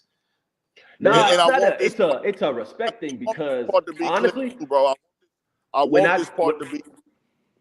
When I go visit my biological black family in LA, shit, I don't say that shit around those motherfuckers. Like, nah. So hold on. Now let me say this. There's certain people they want to come in and say, man, you just got this thing where people don't like each other based off of experience. The difference is, y'all, since y'all just want to play hardball, you're not gonna win with me in this because I done grew up in it. I done grew up around it. I've been around black families my whole life. I've been around white people. I've worked with white people, Mexicans, Asians, Africans. I've dealt with it all, and I'm a person that knows how to understand and relate a message and truth.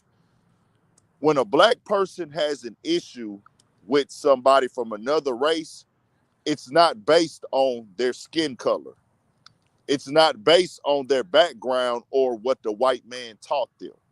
Yeah. Everybody else, when they come over here and they make the decision that I don't like black people or I don't rock with black people, it's based off of either them following what their parents told them or what their ancestors told them or what the government and the propaganda that America has put in the media. What's going on, man? 100%. So that's the difference, y'all. We don't wake up. We don't wake up and be like, our parents ain't never told us, hey, don't hang with them Mexicans.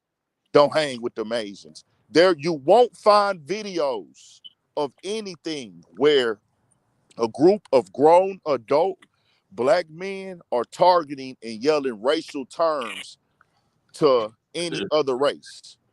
There's plenty of videos on the internet of white men calling kids niggers. They used to lynch that shit niggas. On Instagram, dog. And the police allowed that shit. The police were right there and allowed that shit. Hell no. Freedom of speech. That was in 2024, y'all. There's groups of 30 what city was that in? And they're calling a group of 10-year-old black kids niggers in 2024. Black people, we don't do that. You won't find that. So that's the difference of there's a self-drawn just hate that exists there. Hate and divisiveness. But it's crazy because now black people are saying, well, we FBA and hey, nigga, we claiming black, we proud to be black. And hey, man, we created all these things. Now we're being told we're being racist and hateful and we're being divisiveness. And it's like, well, bro, y'all been coming over here repping the country you're from, repping your background, saying the stereotypical things about us, telling us we lazy, all this other shit. But now We popping our shit, we wrong. Dog, one of my employees said black people are racist too. And I said, you never had to walk down the street getting beat by cops. Like, you never had to fucking deal with that shit. Like, come on, dog. Don't be bringing that bullshit up. What they doing? They want to justify their racism, so they got boogeyman. They got because these boogeyman, these monsters in society, and we're just out here hurting people and robbing Kia boys and all this weird ass shit. Man, ain't nobody as black people. Grandma ain't never said stay away from those spics or stay away from the jukes or some shit like that. Nobody think about them. You better have your ass in the house before the street lights come on. Hey, fact. Johnson. Hey, hold on, fellas. We need to do a lineage check on this JE guy. Hey, you know what I did? I fired him and fucked this bitch a couple months later. So it's all good. This JE guy over here that keeps talking about Farrakhan, Malcolm X are Caribbean. Them dudes in the chat, bro, you gotta. It ain't even that. Hold on. He said, shout out Lonzo Ball. A lot of them dudes are. A lot of the dudes that be just pushing shit that don't make no sense in the chat, they either be trolls or they haters or they people that just can't accept the truth. Niggas like Malcolm X and Farrakhan are Caribbean. Yeah, but they look out for they're part of the team. They look out. They know what's good for Black Americans and what's good for all Black people, period. So it's like, you know what I mean? Malcolm X is half, bro. He's mixed. Yeah, Malcolm X was half, and Malcolm X spoke for Black people. He never said Black people are lazy. He never said Black people don't have culture. He never said none of that. And I'm gonna tell y'all the main thing I go to. Now, other states different now because our people spread out. You got a Muslim community in our, that you got a Muslim community that is Black. That's a real thing. But majority of our population came up Baptist in the beginning, right? Yeah. Came up what? Baptist. Majority. Yeah. Not like 95%, like Baptist 95%. or Catholic. In the beginning, we were Baptist or Catholic. How can we be racist and we praise the white Jesus? How can we be racist and majority of the teachers in the South, once things got together, were white? Our parents beat our ass if we didn't go to school and respect that white teacher. Hey, boy, that teacher told you to be quiet up at school. You talk again, I'm going to come up there and beat your ass. Right or wrong? Facts. No, you're right. So that's just me proving more that our parents don't play that shit. We don't have the right to say, hey, you white, so I'm not gonna respect you. They gonna tell us. I've never heard I've never heard that come out of anyone's mouth. Come on. Shit, I have, and I'm from Texas like a motherfucker. You from Texas, Elliot? Where are you? Yeah, I'm from Texas. What part? Dre said, shit, I'm from Plano, Texas, outside of Dallas. It's about 15, 20 minutes. It's like a suburb, yes, sir. I used to live in Frisco at Legacy West. Hey, say, man, we be over there partying like a motherfucker. And it still be live too. But shit, let me catch up on what y'all talking about. But ain't lying though. Nigga, that white Jesus was up. Nigga, them statues was in that living room you couldn't sit in. Even the furniture was white. The china was white. Everything about it. So that nigga ain't lying. And I grew up Baptist. So yeah, he is not lying. And you get your ass whooped too. And then the respect for Black teachers, if you had one, was not the same as that white teacher. Oh no, that ain't true. That ain't true. I don't know. Shit. Hold on. Where you from, Rance? I'm from Cleveland, Ohio. We respected our Black teachers, but we weren't no white teachers, no favoritism. Them teachers where I'm from could slap you in the back of the head, twist your arm, call your mama, all that. A white teacher couldn't put no hands on you. A Black come to Texas, you will get arrested, my nigga. You will get arrested. I promise you that. Your ass in the hallway or something, the Black teacher can bring your ass here, grab you by the ear, grab you by the back of the neck. You ain't about to say nothing.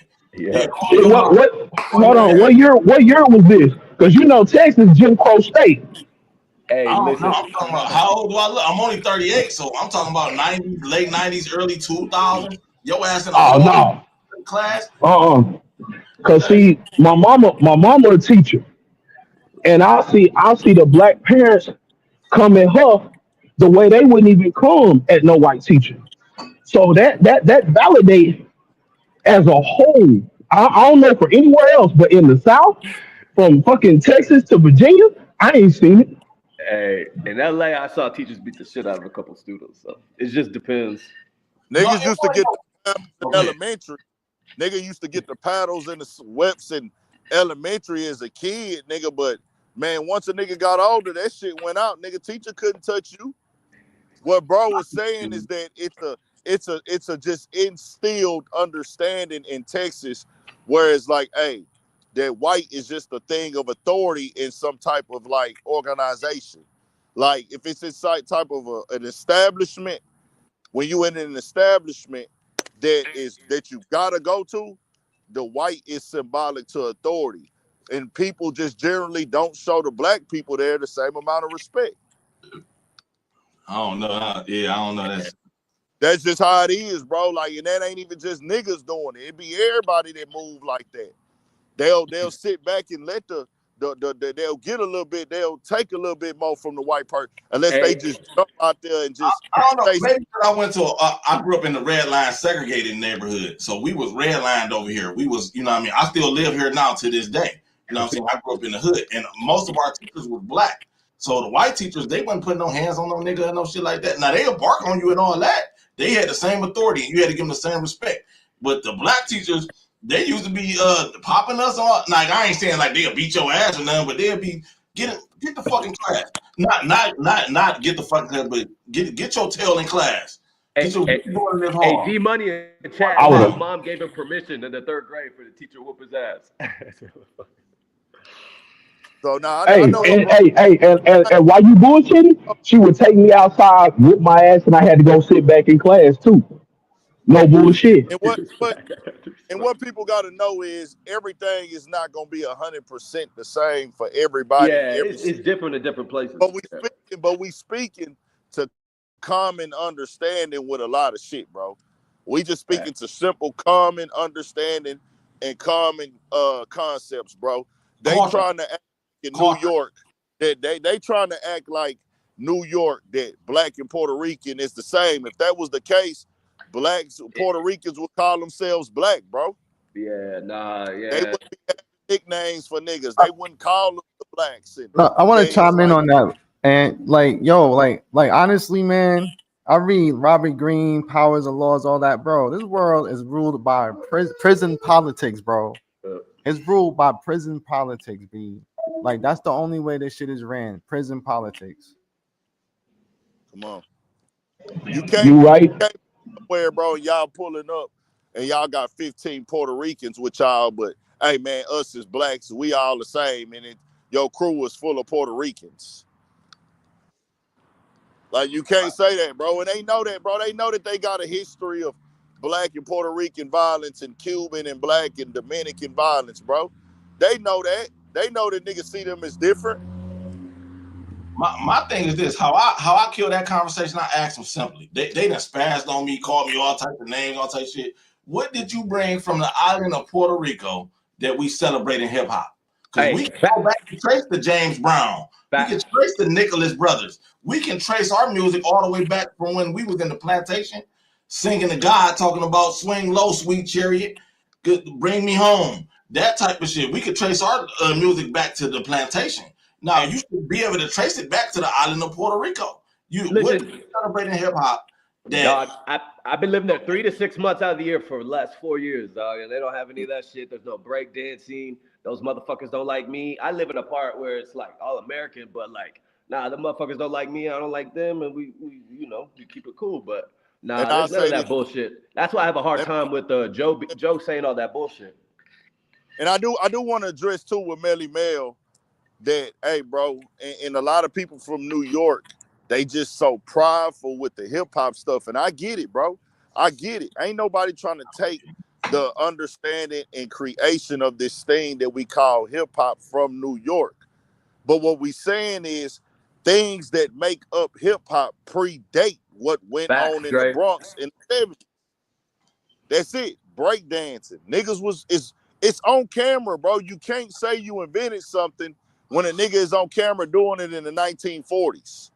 Right. Right. It's You know on how many hip camera hop in the songs I've 40s. heard on the island? Huh? Zero. They don't No, play no. hip hop. I'm They don't just play saying hip for hop. people who keep saying it's created, like they want to use the word semantic games, and we not doing that, bro. Yeah. Yes, New York created the culture of what we call and identify as hip hop. What we saying is Black Americans created breakdancing. Black Americans created rapping. They created Facts. graffiti and Facts. art form, not painting, but graffiti and art form. There's a guy who made that a thing out of Philly. It's documented. He's Black. My thing Cornbread. with Melly Mel, when you see microphone check, he wasn't talking like that. He was telling the truth. Now all of a sudden, he just come out of nowhere with this shit. Like, what are you doing? Like, somebody paid you. He looked paid. I couldn't even watch. It was so cringy to watch him stumble around and say, "Yeah, this is Bronx culture and all that." But when you was not saying, he was very specific in microphone check, saying this some nigga shit, saying that this come from this. We from the South. He was very specific in that documentary. I watched the shit like 3 or 4 times. He was very specific, and he got grilled on it, and he had all of his points. Now you come out and like that shit. They paid him. Period. They paid him. He's not getting booked no more. No more books. Oh no, I'm not getting booked. Oh my god. Hey, listen, if Fat Joe would have grown up in LA, he would not be saying nigga. Promise. Oh they say it out there too. I see not like that. Blue. Some other I don't really listen to that. They shit. let Lefty Gunplay say. Be honest with you. I don't consider. I feel like only Black Americans can do hip hop. Everything else is cosplaying, and that's so unhip hop. That's something you can't do that. If you want to go to the roots of hip hop, when we at the lunch table and the nigga doing like this, boom, boom, boom, and we having a cipher, you can't come with nobody else raps. If you get found out you spitting somebody else raps, we might whoop you. We might got a problem at the school. Like you cannot bite. Hell no. Nah. But you couldn't even freestyle at the lunch table, nigga. If we found out you said something from a song, your ass was getting blasted and you couldn't freestyle no more. Yeah. None. I remember my nigga had a voice just like Lloyd Banks. And we like 14, but he had a grown man Lloyd Banks voice. And then we like, this is the dopest nigga out. Like, could nobody fuck with him? He had got a Lloyd Banks mixtape that nobody had. And finally, when we got the mixtape and started hearing it, we like, and then like we started spinning around, man, nigga beat his ass for that. You can't do that. So you that's cannot do that. You cannot be a biter. That's the whole thing that niggas got to know and understand. That's the elements we grew up in where, nigga, we used to judge rappers if they said the same line too many times. Yeah. Like, nigga, if you was a nigga that was rapping and you said something already, we'd be like, man, that nigga said that already, bro. Like, what you doing, dog? The only thing you falling off. was if he gave a hotline, if a nigga had a hotline and he took that hotline and made it into a hook. Yeah. Then we still letting nigga get away with that. But if you just kept rapping the same shit, niggas gonna be like, hey, bro, that ain't cool, bro. Like you said them lines already. Mm-hmm. But I know the game that changed and they let a lot more pass. All that old being a carbon copy of another artist, but then just saying, oh, I'm inspired by him. I'm inspired by him. Bro, that shit wasn't cool either. Hey, that's Jay-Z's fault. That's why I'm so pissed off with the Joe shit. That's some New York shit. That's not no Puerto Rico. That's Jay-Z's fault, man. I promise you, I've never been called nigga in Puerto Rico. I promise. I've never heard hip hop. I've never heard any of that shit. They're not about that. No. See, that's the whole thing, right? Nah, that ain't Jay-Z's fault because Jay-Z never sounded like another nigga. I'm talking about these niggas that sound and look and act like other artists. Doppelgangers. Completely doppelganger, not bars. Yeah. That's what I'm talking about, nigga. Using another nigga bar or using another nigga lyrics, and we know that that's another nigga bar lyrics, that's not the same as opposed to, hey, bro, I'm finna come, like what Designer did with Future, that type of shit. That's bad. And Designer's from Brooklyn, by the way. Let me say this, right? If you, it used to be, I still operated like this. If somebody write your rap, you done. You can't even. You're a pop star now. Go over there. You're not the author. That's not your story. Part of rap, you supposed to be. That's Hey, you know how many big people write argument, shit for bro. other people? Yeah, you're an entertainer. Tell me about the East Side. Tell me Hey, you know about how over many there. people write shit for other people? Come on, man. Yeah, Yeah, but that's gonna be a big argument, bro. If we find out about it, you is Drake is not. You know how much Drake has written for Kanye?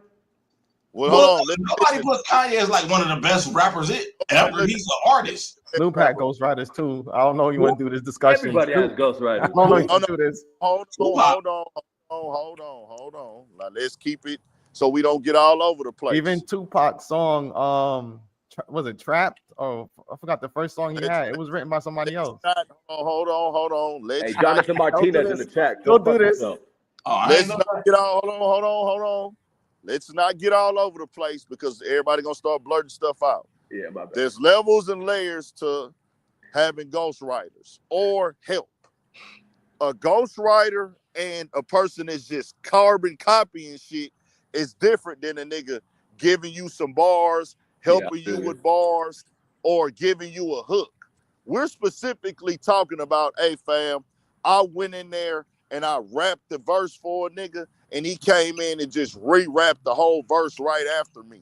Yeah. You can do that if that's what you want to do. You can do that. But if we see it, it's people we haven't seen. But if we see it, then you're not going to be the top rapper no more. It is what it is. Right. Yeah. Because you're not the author. It's about telling your story. Telling how you supposed to make me, you can't tell me about the East Side and you from the West Side. There you go. Can't tell me the East Side story. And that's why I don't see Drake. I fuck with Drake. I don't see Drake as a rapper because there's nothing he can say where I can like, nah, he's just like that's the whole thing, bro. He wanted to be seen as the best rapper. He wanted that. Even till this last year, Drake wanted to be seen as the best rapper. If he didn't care about being the best rapper, he's not going to battle Kendrick Lamar, right or wrong. Right. What's the point of battling a nigga for the #1 spot if you don't want to be the best rapper? What are you battling for? Honestly, I think he underestimated. I think his ego is so big. He lived a different type of life, probably. You know, I think his ego was so big that he thought he was the shit that nothing could touch him. I really did because this fucked him up. Really, in my opinion, but Kendrick's so surgical and cynical. Meek beat him. Meek really beat him. To me, that was the beginning of the end. Now he had the better songs. But you supposed to have the better songs. If you got a group of motherfuckers writing for you, you supposed to have the better songs. You don't get no points for jumping a motherfucker. They jumped Meek. He got jumped. You know what I'm saying? Like, they jumped Drake? Huh? Yeah, Meek really. Yeah, but listen, and coming from a Drake fan, listen, Drake's done so much shit to all these artists. They finally said, "Fuck you, Drake." It's his karma, dog. But let's. I do want to say this, bro. Let's stop acting like those other artists affected what Drake had going on in this battle. Oh no, I didn't mean it like that. No, Drake got his ass beat. No. Those other artists that rapped in this battle or gave him a bar or whatever, yeah, they went at him, but he chose to address them. Like, yeah, bro, but I would too. If someone's swinging on you, you're not gonna swing. Come on. I'm not addressing them. Bro, it's me and Kendrick right now, nigga. Let's go. Nah, nigga, I'm on Kendrick. You other niggas ain't even dropping albums. Nah. Weekend, you going at the Weekend? Who is bro? The Weekend ain't rapping. He gave you one bar. The Weekend gave you one bar. A$AP Rocky gave you one bar. A$AP Rocky gave you one bar. By the way, I like the Weekend. He fired. No, Weekend. Like I said, I'm not downplaying Weekend as an artist. No, I know you're not. And also, what you call it? You went at Rick Ross. Okay, Rick Ross, whatever. He popped this shit. You went at him. You should have had in your mind, hey, this shit is not done with me and Kendrick. Once it became, okay, Kendrick gave you 3 songs, you should have came directly back for Kendrick. But see, that was Drake thinking, hey, I'm bigger than the program. Man, he kept in that one song and tried to address everything. What you should have did was win at Kendrick. And the Heart Part 6 shouldn't have been your last song. Nah, I said this earlier in the chat. I've never listened to Not Like Us all the way through, and I haven't listened to the Heart Part 6 all the way through, man, because I don't like all the kids shit. I'm in court right now trying to get my daughter's 2 little cousins because their parents are like that type of shit. So I don't. Those songs hit different with me. Those songs trigger you? Salute to that. You what? Yeah. Because I'm trying to take custody of my daughter's 2 little cousins, and you know their parents have put them through that type of shit. So, Hey, salute to that. what was that? I said salute to that. You making that effort. I appreciate it, man. Appreciate it. Yeah. So then also I want to say this, bro. When we get to the fifth to the Heart Part 6 song, Drake came on there and said he fed Kendrick all the lies that they had a mole, and Which I he believe said that, but so he said he fed Kendrick all these lies. So how's you feeding them the lies and then coming with the lawsuit, bro? That's why I called it on Instagram. I said, so you ran the annexation of Puerto Rico, like a super duper masterful trick play off Little Giants, the movie. Like, okay, I fed you all the stuff. I gave you the information. So that would mean that you had this whole lawsuit planned out. nah, You he see meant what I'm information saying? for the daughter. He meant the information for the daughter, the little girl, not for the lawsuit shit. Man, that shit was on the internet already, bro. That What is whole he? write-up was already. I don't know. Drake Hey, bro, predicted that he was gonna go that route. bro. I was hearing he trying to not like us played at the Super Bowl. Is that true? I don't. Someone in the chat said it was on Forbes. Well, I he thought, No, don't want not like us play the Super Bowl. that's yeah. what people are predicting. That's the angle people Oh. is looking at it, that you just trying to kill the momentum. But Drake can feel how he wants to feel. Hey, come on. If That someone's song, rapping like you're a pedophile, you don't want that shit played at the Super Bowl. bro, whether he wants it or not, Kendrick might not say he's a pedophile. No, fuck that. And this is what I think Kendrick gonna do. He gonna play part of the song, and then he gonna say certified lover boy. Then he gonna be certified, and he ain't gonna say it. And the crowd gonna say Oh, it. The damn. crowd gonna say it. The crowd gonna say it. watch. That shit's cold. He And gonna that's at say, the Super Bowl. That's forever. That shit's cold. Certified lover Hey, boy, certified, and everybody gonna I, yell. hey, Oh, hey. To question and shit. Do you think Not Like Us is one of them songs where you can turn on the instrumental and the entire stadium knows it word for Yes. word? So Facts. Kendrick don't have to say nothing at all. That's that. Hey, Not hey, put word that for boy. word, not word for word, because he did a lot of rapping on there that wasn't just super basic, but they know the key parts. Yeah. this is like this for Drake. This gotta be like waiting on your execution. Like waiting on your execution. Like Oh, Nah, nah, this a cremation at this I don't know point. what. This is a nah, bro. I'm saying no, that the other stuff was just his sentencing. This the last. This it right here. He on death row waiting to be executed. Yeah. No, man. bro. And Pusha T killed him, and he got through Oh that yeah. fine. This is different, man. He wanted 600 or 700 million from UMG, and they said, "Nah, here's 400 again." And he was like, "Fuck that." Well, no, bro. Hold on. That's what everybody's. None of that is confirmed, bro. We don't have none of that is Oh, proof. you're right. You're right. But Speculation, bro. People threw out. They painted these whole storylines. We yeah. don't know what the amount was. We don't know if it was terms. We don't know if it was ownership. Everybody just jumping out there Yeah. speculating. I'm No, not. you're right. Not true. His old deal does say when he gets done with this deal, he does get all his rights to all his music and shit. So I think there's something But deeper you going gotta on know. about that. But what you gotta know is, bro, they gave you the house, right? They said, okay, bro, we gonna give you a rap deal like none other. But if you didn't negotiate ownership, that's on you, bro. Facts. He fucked up. And academics did say that Drake should have been doing this type of negotiation 2 years ago when he signed the 400 million deal. But let's keep it a band. Has Drake quality went down in these last 2 years? Yes Facts. or He no? got lazy. And I'm a Drake fan. He got lazy. For All the Dogs was trash. I only liked a couple songs off that shit. Bro, like I'm just keeping it a band, bro. The quality Really? went down. Even the impact of the records. Bro, that song with him and SZA, I remember we reviewed it on the podcast. Me and bro listened to it, and we listened to it a couple times. I'm like, bro, SZA went harder on SZA this. wiped him. Drake. Facts. SZA went harder on that song than Drake, bro. So I'm just like, what are we doing at this point, dog? Facts. Hey, First Person Shooter, I thought that was one of Drake's worst songs. I was like, man, They lyrically. ran him on there. Bigger than the Super Bowl. Like pack some shit in like some sardines. What the fuck you talking about? That shit wasn't it. Drake, Wow. and he got ran on that. He got J. Cole ran. Hey, that's J. Cole's song, as yeah. far as Oh, I'm concerned. 100%.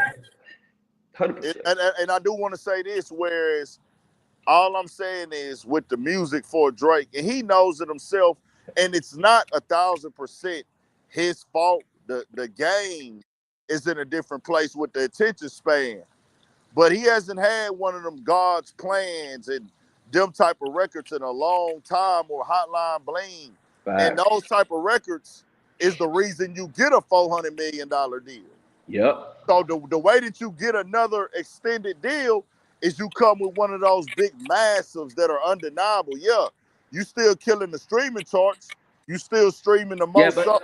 but his catalog's so big. A lot of that streaming shit's probably his old shit. That's what I'm saying. But you got to know they own that old catalog. They not giving him that old catalog Right. outright, bro.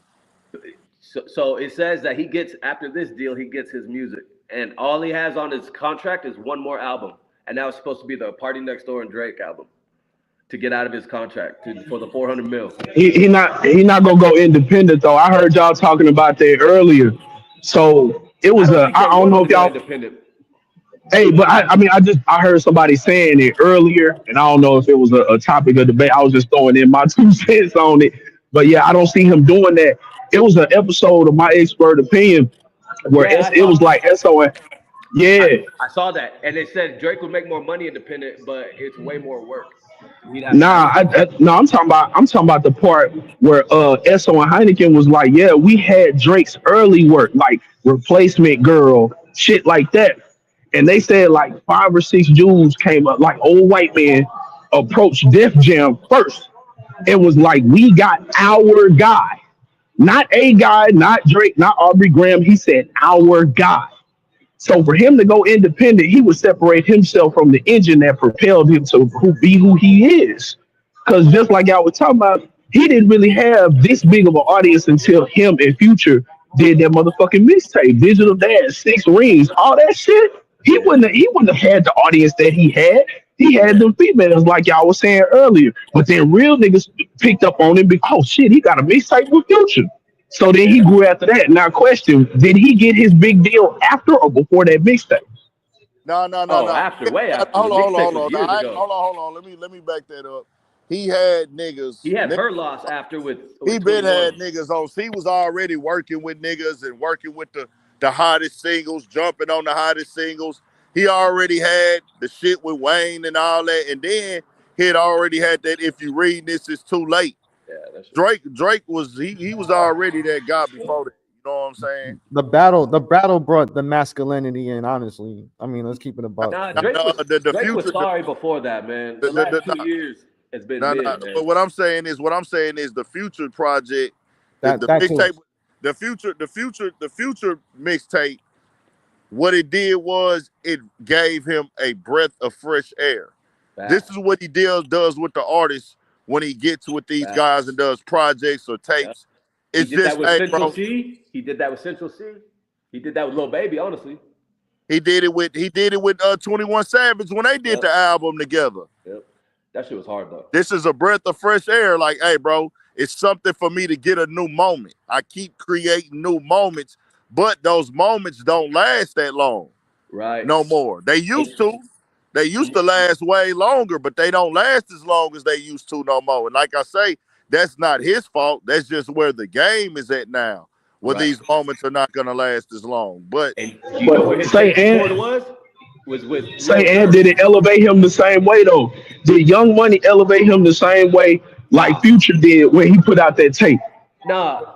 that tape, hold on. That's different. That's different time frames. When he came Yeah. with Young Money, that was the beginning of his career. That was Yeah. 6 years later when he did the tape with Right, Future. So that's what I'm right. saying. That was a That's why different I'm time. asking that question. Nah, because the Young Money, you can't compare the two, in my opinion. In my opinion, you can't compare the two because the Young Money stamp took him from the hottest underground rapper to, okay, now you getting validated by the #1 rapper in the world at the time, which is Lil Wayne. Lil Yeah. Wayne is what So okay, this is not in my thing for Drake trajectory how he came in. He had his little fan base that he had already from him singing online and things like that coming from Degrassi. Then him starting to sing, he did the stuff with like Trey songs. He did little songs here and there. Then he came out here to Houston. Okay, he started building up the fan base out here and things like that. Now he still had an online fan base and a little following online. So he mixed that in with the Houston stuff. That was the first thing that played into the Cash Money stamp. So him getting stamped by Cash Money worked so well because it's like, hey, that dude been running around out there in Houston. Right. He And tied remember when into the Houston culture, the Houston streets. Everybody knew he was from Canada, but it's like, oh, that nigga was in Canada first. He was on TV, but then he was running around out there in H-Town in the streets. right. So And then him he running took around, so then Lil Wayne gets him and says, hey, man, nah, bro, hey, nigga, you know, he was running with Rap a lot, you know what I'm saying? That was Jay Prince's son. He was running with them niggas in H-Town, and then he gets stamped by Lil Wayne. It's like, okay, the whole storyline is there, and it's just like, nah, he out of there. Young Money was the hottest shit at that time that year, bro. The hottest shit ever. Remember when he took Kendrick and ASAP on tour with him? It was Yeah. actually a smart play by Drake because he got LA and New York on him. But that's what everybody did at that time. You wanted the hottest artists around you. That's what everybody did. It's just, hey, we gonna do it here and we gonna do it there. People have always made that a thing to like, hey, bro, let's link up with the hottest artists. Let's work with the hottest artists. Yeah, well, K-Dot wasn't hot back then, but Hey, when hey, it first came out. I appreciate y'all. Let me speak, man. I appreciate the conversation, y'all. Appreciate you letting me allow me on your platform, brother. Nah, it's love, man. Appreciate the support. stay easy in Cleveland, man. For sure, brother. Hey, yo, Big N, I'm about to make a move, but I'll come back if you still on here, bro. Bet 100. All right, I'll be back. What I did want to say though, I don't like this comparison with rappers and streamers, dog. Like that's the dumbest comparison ever.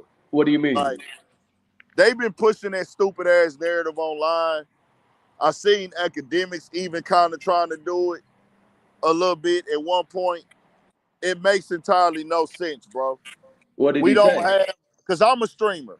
I'm not streaming on Twitch, but I'm streaming right now. I'm live. I'm outside. I'm walking around. What did It's Axe say streaming. about streamers and rappers? Basically, they're comparing the two, like, are rappers the new streamers, or, I mean, are streamers the new rappers? Are streamers more popping than the rappers? Are streamers more popping than rappers, or are rappers the new streamers now? And Streamers compare make more money. The thing is, why do they compare it to the rappers? Makes no sense. Makes When no sense. it's a Hey, can I make it make sense? Please. the thing is, Yeah. why compare them to that when a rapper can't do what a streamer do?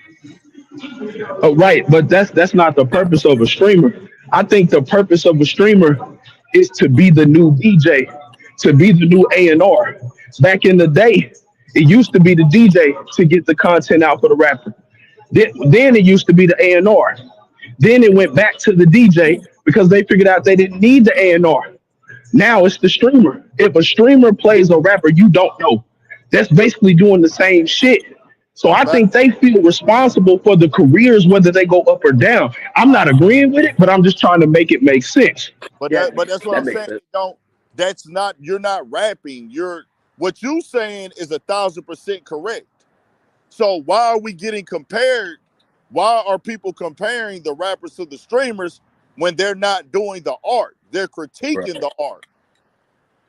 Yeah, What they're Elliot, you make doing, what perfect they sense really for doing that. is what they really trying to say is what I was saying. The streamers make more money than the rappers. That's it. And Ack always says he's more important than these rappers. He said he can end rappers' careers and shit like that. He can't. What rapper career he ended? No fucking body. He says As Lil much as Baby, he but I tried don't think so. to, as much as he tried to expose Kendrick, Kendrick's still one of the biggest artists in the world. In the world. And he'll try to act like he been being subjective. Academics has been running an underhanded hate campaign along with Maul, even though they don't like each other. If you go play back the content they've been running for the last 7 months, it ain't no way them niggas could sit in the same room with Kendrick Lamar and look at that nigga with a straight face. Facts. He's on that. Yeah. You can't. That means you've been doing foul shit against the nigga. Yeah, facts. You can't end no rapper career, dog. The thing that'll end a rapper career is he already done fucked up his career. I don't get how people are on these motherfuckers' dick like that. I fuck with Drake, but damn, he lost. Like, chill. Like, it's not a big deal. Like, I don't see why these people glaze on these motherfuckers all the time. That's because people are insecure and they don't have fathers and they don't understand that a human is a human. Shit, I didn't have that's what people be worried about, like how they're gonna get judged for listening to somebody. I don't give a fuck. Like, there is nobody in this world that can make me stop listening to somebody. I have to make that decision.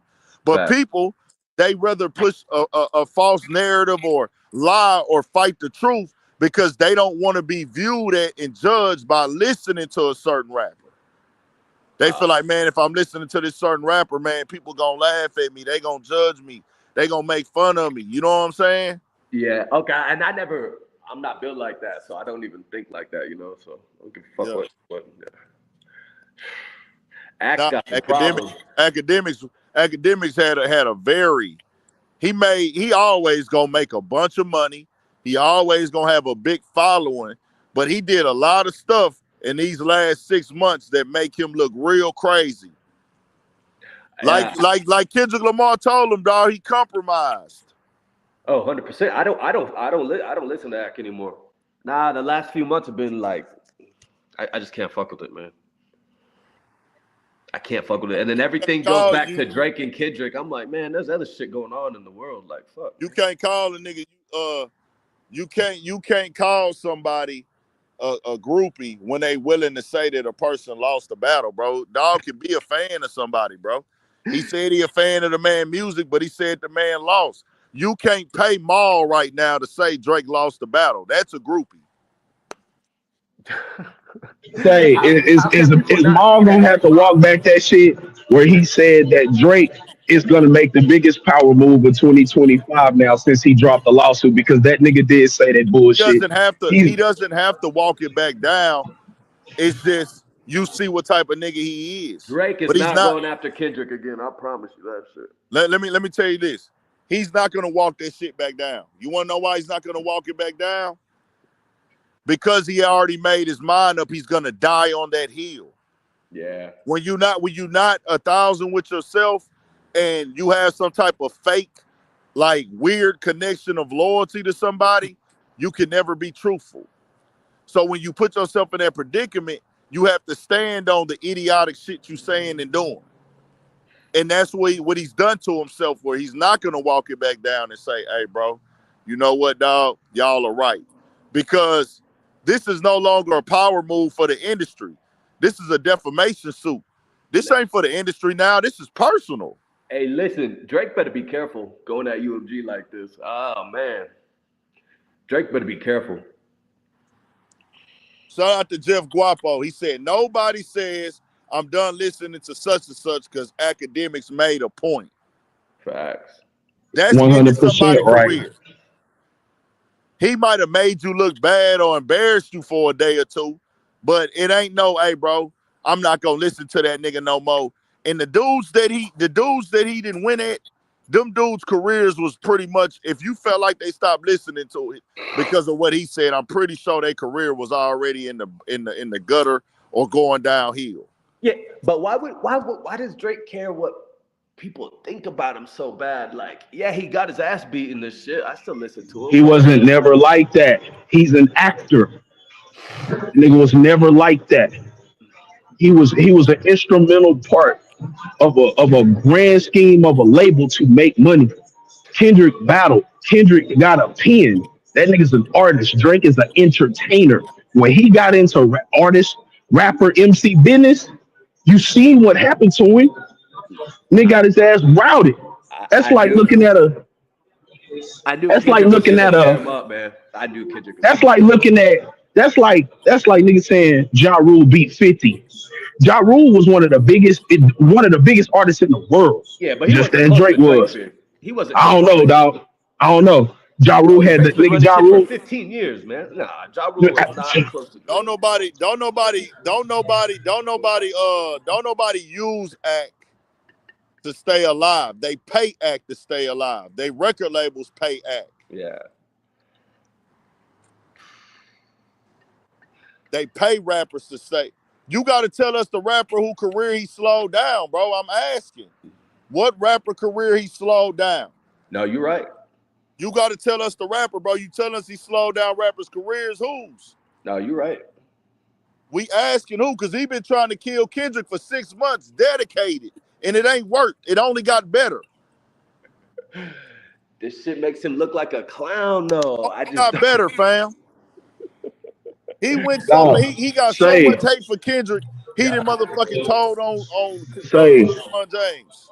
say this Drake. fool has another Drake couldn't even man kill Meek tattooed on career. him. Nah.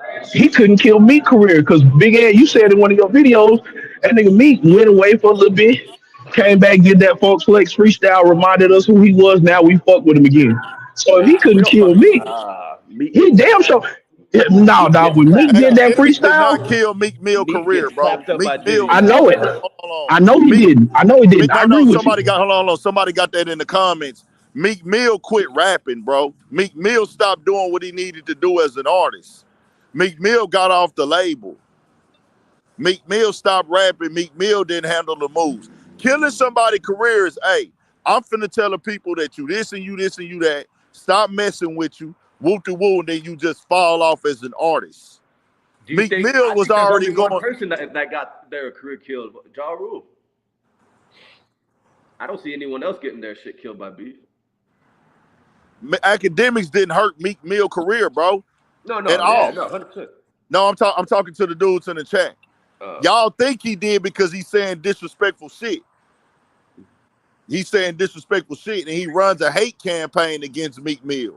Just because he run a hate campaign don't mean that Meek Mill stopped producing the quality level of music that he had at first. Right. And Meek Mill stopped dropping. All I'm saying is there's only one rapper I can think of that got their shit killed from beef, and that's Ja Rule. Meek Mill public perception was not killed by academics, bro. Trust me. Right. No, I agree with you. No, I'm talking to the people in the chat, bro. Oh.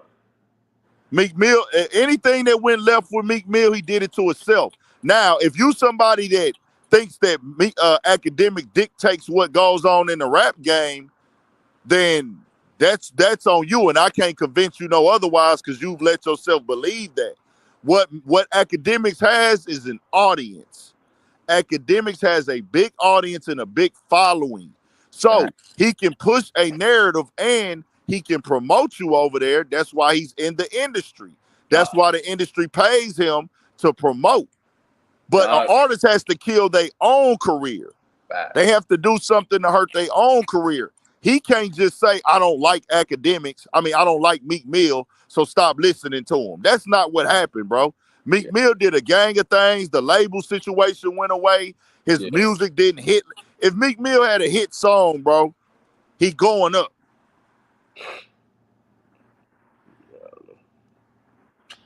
He going up. Without question. That's why he didn't kill him. Dog, that Funk Flex freestyle did like 1 million in like hours. No, And niggas was talking about nobody killed niggas, anyone in beef except Ja Rule. I don't think and you can kill. and again, Ja Rule was one of the biggest niggas in the world, dog. Pause. Like that nigga was. You can't sit up here and tell me motherfuckers ain't still of all ages still ain't jamming Ja Rule, but they scared to say it. Just like Drake fans are scared to say, "Oh, I like him now." That's why I compare the shit. Again, in the early 2000s, Drake fans like if who you now? did it, what? Drake fans like who now? Like Ja Rule fans. Hey, Ja Rule. when hold on. For the people that don't know, the little baby shit, yeah, if a dude got a big platform and he pushing a narrative to his audience, you can go tell him. I never said he don't have a big following and da-da-da-da. A nigga know he got a big following. If you can stop somebody or talk to somebody like, hey, bro, you running a narrative on my artist and you pushing a bad trajectory, with surrounding my artist music. If a nigga can hit you up and say, okay, stop that. But when Academics first started beefing with Meek, I mean not with Meek, with Lil Baby, going in Lil Baby, whatever. Guess what Lil Baby did after that? Had a tour where he was selling out shows. Am I right or wrong? I don't know. He did. He had a He tour definitely 2 years, did. either like a year and a half or 2 years ago. He had a certain amount of city tour that he did that was selling out shows. Oh, that's when his Netflix shit came out. Yeah. I'm talking. Lil Baby had that. Lil Baby had a whole tour where he was selling out them shows, bro. And this was after he got into it with Academics. Yeah. And his Netflix documentary was him on tour. So yeah, that came out a couple years ago. Y'all put a lot of weight into what Academics saying. Y'all know he got a big following, and you know that people be laughing. And people look to Academics for hip-hop commentary. That's a fact. We're not denying that. He got one of the biggest platforms. But everybody don't move off of Academics, bro. No, I agree with you. I was just saying that. I'm talking to them in the chat. Nigga, and then at the end of the day, no matter how you feel about it, Lil Baby still got a #1 album. This is a fact. Hey, I kind of like his new shit. And then let me tell you this. Now, look, you said you kind of like it. Hey, that shit. There are some people that are going to like it. There are going to be some people that don't. Like, people is telling me, hey, man, nobody in Houston ride to Kendrick Lamar. Nigga, I heard three niggas listen to Euphoria when it dropped, bro, in the car. I was at the gas station off of West Time. I was off City Center. And when I was going down Alameda that night, I heard a nigga listen to it in his car. But niggas ain't listening to Kendrick Lamar, bro. You can't speak for everybody, bro. Hey, my boy was at Lincoln the other night, and they're bumping that shit. Nah. Come on. Hey, low key, Kendrick Lamar can do a tiny disc on Monday with Section 80. I bet you that whole gross 4 million in 24 hours. Minimum. Section 80 probably one of his best albums, and that nigga Act would be proven wrong. And then what would Act fans have to say at that point? Cyberdome. You sound like a Lil Baby hater and the Academics dick rider right now. A #1 album is a #1 album. You can't go #1 unless people listen to it, bro. #1 off marketing. Everybody goes #1 because of marketing, bro. You have to have marketing. Shut the fuck up with that dick eating ass hating shit, bro. No, he went #1 off marketing. You sound like a motherfucking Academics fucking parakeet, dog. Like, shut the fuck up. Everybody has marketing. Everybody. Somebody ghostwriting for that boy, Ant. Leave that man go. Leave that other nigga pen alone, man. Somebody typing for that boy. #1 off marketing. What are you talking about? Everybody has marketing, bro. You post to market your album. That's not a bad thing. That's not an insult. Motherfuckers remedial. That's what separates mainstream artists from independent artists. Hey, look what Low-Rent just said. 145K first week. That has nothing to do with marketing. That's streams, purchases. Who listens to Wham right now? I was listening to it earlier. Bro, you don't listen to it. And that's the problem, bro. Everybody not you. Everybody not Academics, bro. Hey, Dumb and Dumber probably one of the harder tracks in 2025. Hey, and that bitch just got started. Yeah. No, I'm talking about that shit with who was it? Future on the last verse, Baby, and Thug. Thug, yeah. Even though I think Thug verse should have been Gunna verse, but that's another conversation. Yeah, well, Thug can't rap like he used to. Man, that nigga ain't had nothing but time. Hey, man, put that pen to that pad, man. He can't say in his lyrics. Oh, yeah. You right. I want y'all to know, bro. I want y'all to know. Y'all might not listen to him. Your homies might not listen to an artist. It's a bunch, like, no. Let me be all the way back 1,000, which I'm gonna give y'all a prime fucking example. So y'all can get it under. Hold on, just be quiet real quick, bro. Ain't nobody in my hood listening to Playboy Cardi right now, my nigga, and he gonna do more than all these niggas. Nobody in my age demographic, none of my homies is listening to Playboy Cardi. Nobody. I ain't pulled up, bro, and I ain't pulled up nowhere and heard nobody listen to Playboy Cardi. Ain't nobody inspired, bro. Ain't nobody jamming to him in his car, and he gonna sell more than all of these niggas. So just because you don't listen to somebody, just because you don't hear nobody listening to him, don't mean that ain't nobody listening to him, bro. I listen to the nigga in the gym. I be hyped. Hey, Playboy I'll say it Cardi? right now. Hell Motherfucker be running yeah. the thong and shit. Hey, look, if I'm in the gym and I'm trying to go live, shit, hey, right now, motherfucking at the top of the I building, put on that yeah, nigga. hey now, Kendrick. Hey, yeah, that whole live too. That whole damn show live, that's probably one of my favorite songs on the CD, except Hard Part 6 with that sample on that bit. Yeah, that's just nasty. Yeah, that's just hard. But yeah, and the motherfucking chat tripping, dog. Like, nigga, Chat is Nah, it's niggas get raised by this internet, bro, and they let the internet tell them how to think, and they don't really understand the game and what's going on. They let somebody push narratives to them. yeah. Academics been telling y'all what he think and what he feel the whole time, and opinions that he got, and y'all believe him. And you Yeah. know why? If everything he said was correct, Kendrick Lamar wouldn't be on the level that he on right now. Yeah. People need to like their own He shit. still won't say. Academics won't tell y'all dumb niggas that Drake got his ass beat in this battle. In 2025, if you ask him, hey bro, yes or no, did Drake win the battle? That He fool be can't trying to answer say you with a yes or no. that fool be trying to say he got jumped and shit like that. I'm like, He won't dog. say yes or no. Did he win the battle? Yes or no? He can't answer yes or no. So guess what that means? He's talking from a point. He's not talking to tell y'all the truth when it comes to certain topics. And then the nigga wants to wear LA hat. Bro, say, Ant, with your point with Playboy Cardi outselling niggas. If that were true, Swisher House wouldn't have went platinum.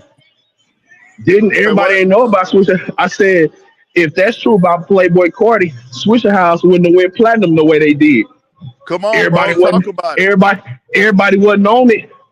But shit, in Texas you can go platinum. ESG went platinum. Flip went platinum. Stub went platinum. Chameleonaire went platinum. Paul Wall went platinum. Daily and Duty mixtape for y'all who don't know. That whole went gold. What you talking about? Boss Hog Outlaws 1 through 5 went gold. Them boys got bread. So just because everybody ain't listening to that shit, Act don't hey, know everything. hey, Elliot. I played football in college, and a lot of my teammates are from Dallas. They had me on was it Big Tuck, Southside the Realest? Yeah, Hey, that's some damn. he That went shit came on platinum. the other day in the gym. And he went platinum. Purple Hulk, that shit went platinum. Tussle, single Big went Tuck, platinum. Tussle, yeah. TUCK, platinum.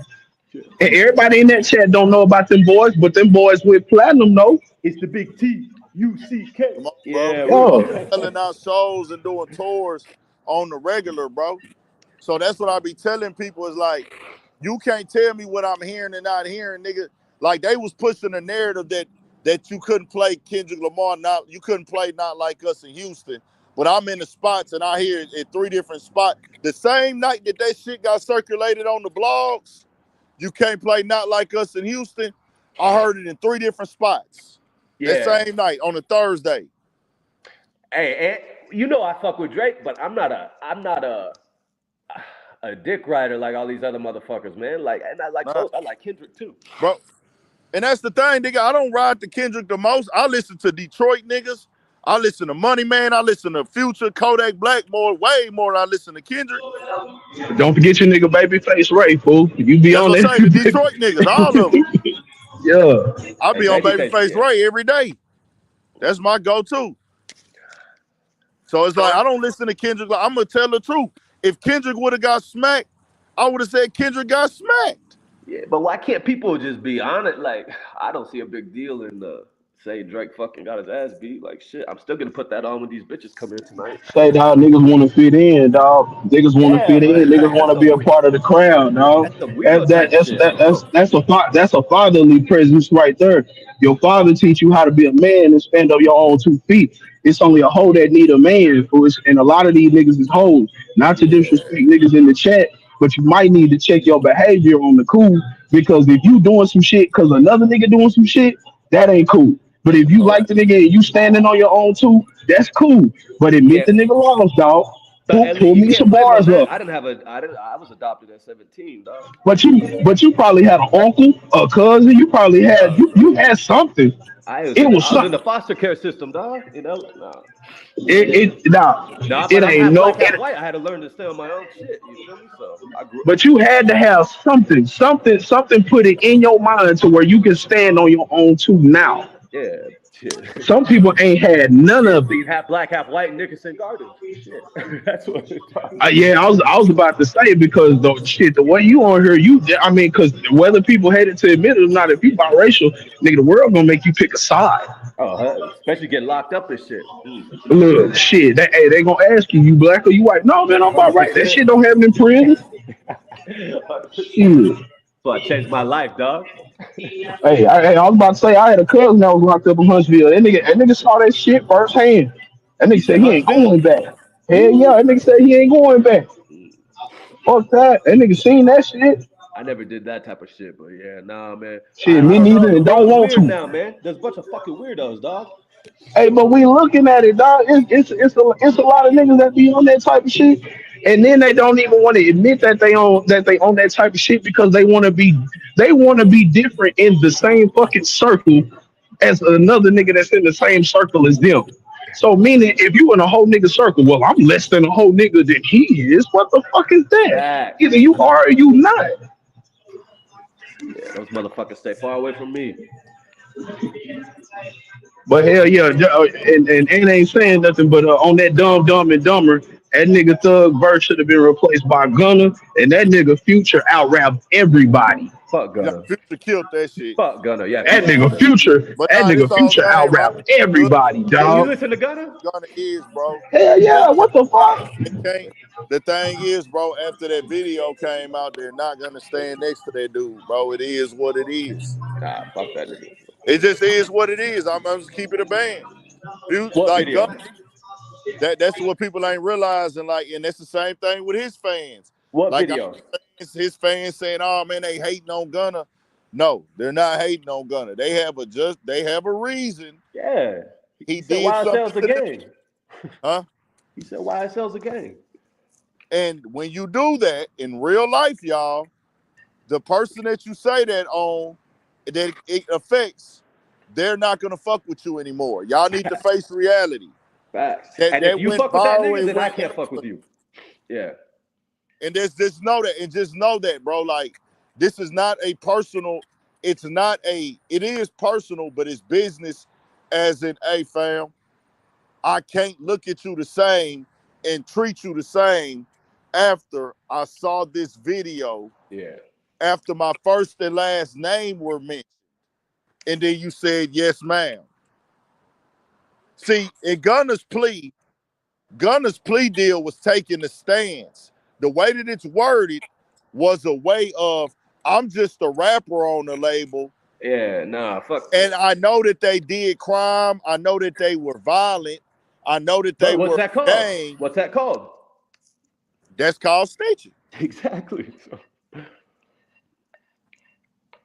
So that's what niggas gotta know, bro. Like, y'all, they treating it like little baby and da, da, da. And I'm like, bro, y'all can be Gunna fans, bro.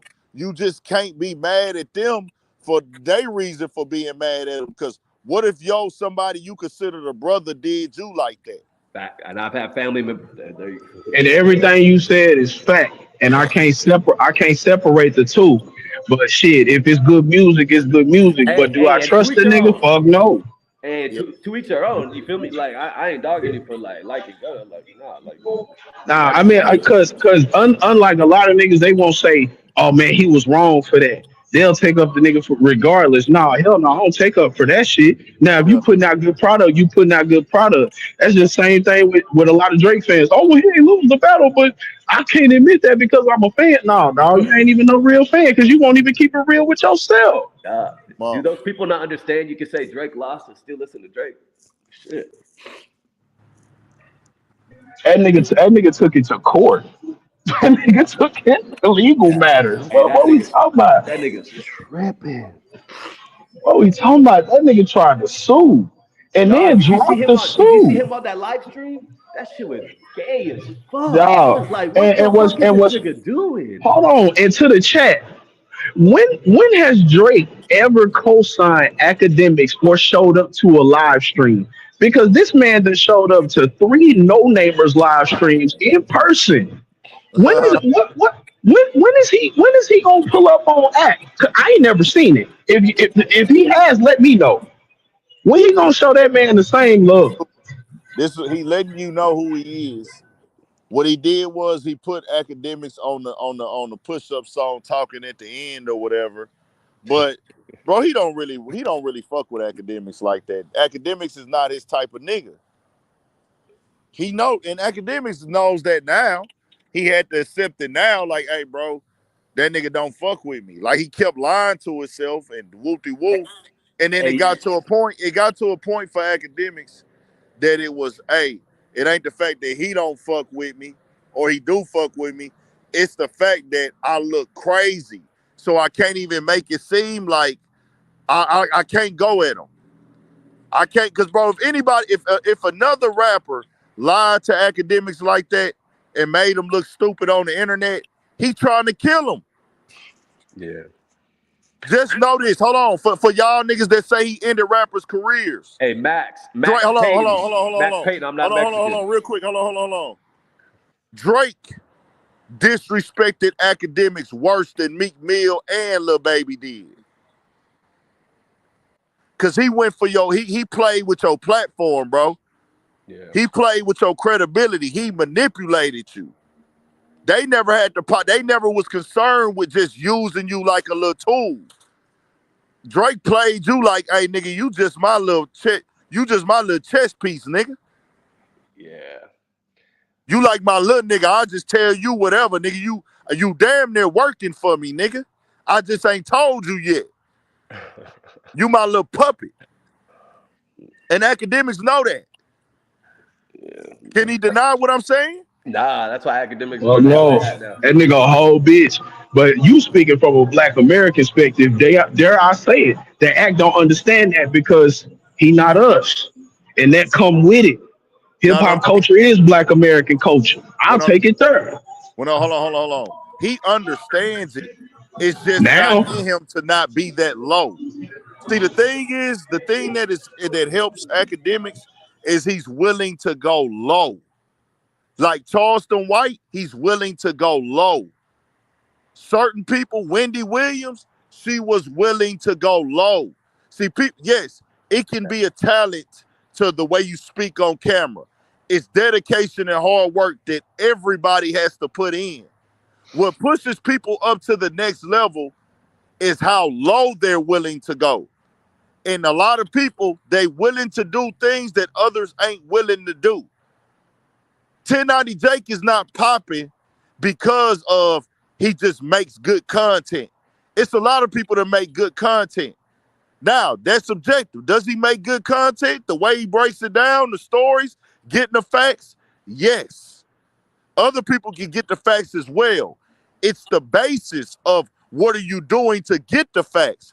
I'm willing to go to a place that is not common amongst niggas. That's what turns it up. So when you willing to go to that level, bro, and you willing to go low and say things that we won't say or do things that we won't do, because we not willing to go down and make fun of no kids killing each other in our culture. We not really willing to sit up here and get on camera and say that a man is cheating on his wife. He know that that's foul because if a nigga did it to him, he lose his fucking mind. Would he or wouldn't he? He don't even Facts. want you to speak his name. Facts. He don't want you to speak his name. Anytime somebody say his name, he fucking flips out and loses it. He goes ape shit. Yeah, but in the Kendrick shit, he brought up Kendrick's wife and kids before Kendrick did. So it's like, what the fuck? No, I'm talking No, about I know. I'm just saying, like. So that's what I want y'all to know, bro. It ain't the fact that these niggas is just great and cold at what they do. These niggas, yeah, they working. They dedicated. They making them sacrifices. We all making sacrifices, bro. We all go busting our ass to work and grind, bro. Everybody doing. It's a lot of people that's getting on YouTube every single day. Every single day. A lot of niggas going crazy, working, sacrificing, but they not gonna get to certain levels of money and financial status because they're not willing to do certain things. Don't think that nobody want to go at Charleston White or academics because they scared of them. It's because they know it ain't in me to go and stoop down to the level he willing to stoop down to. That's not a flex, my nigga. Yeah. But y'all think that it's a flex. Y'all think that it's this or that or he beat. Nah, that nigga small, nigga. A small nigga got to go to the ground level to beat a nigga. Another nigga can do it with integrity and morals and principles. I can never beat these niggas. I can't beat no nigga who ain't playing on the same field I'm playing on.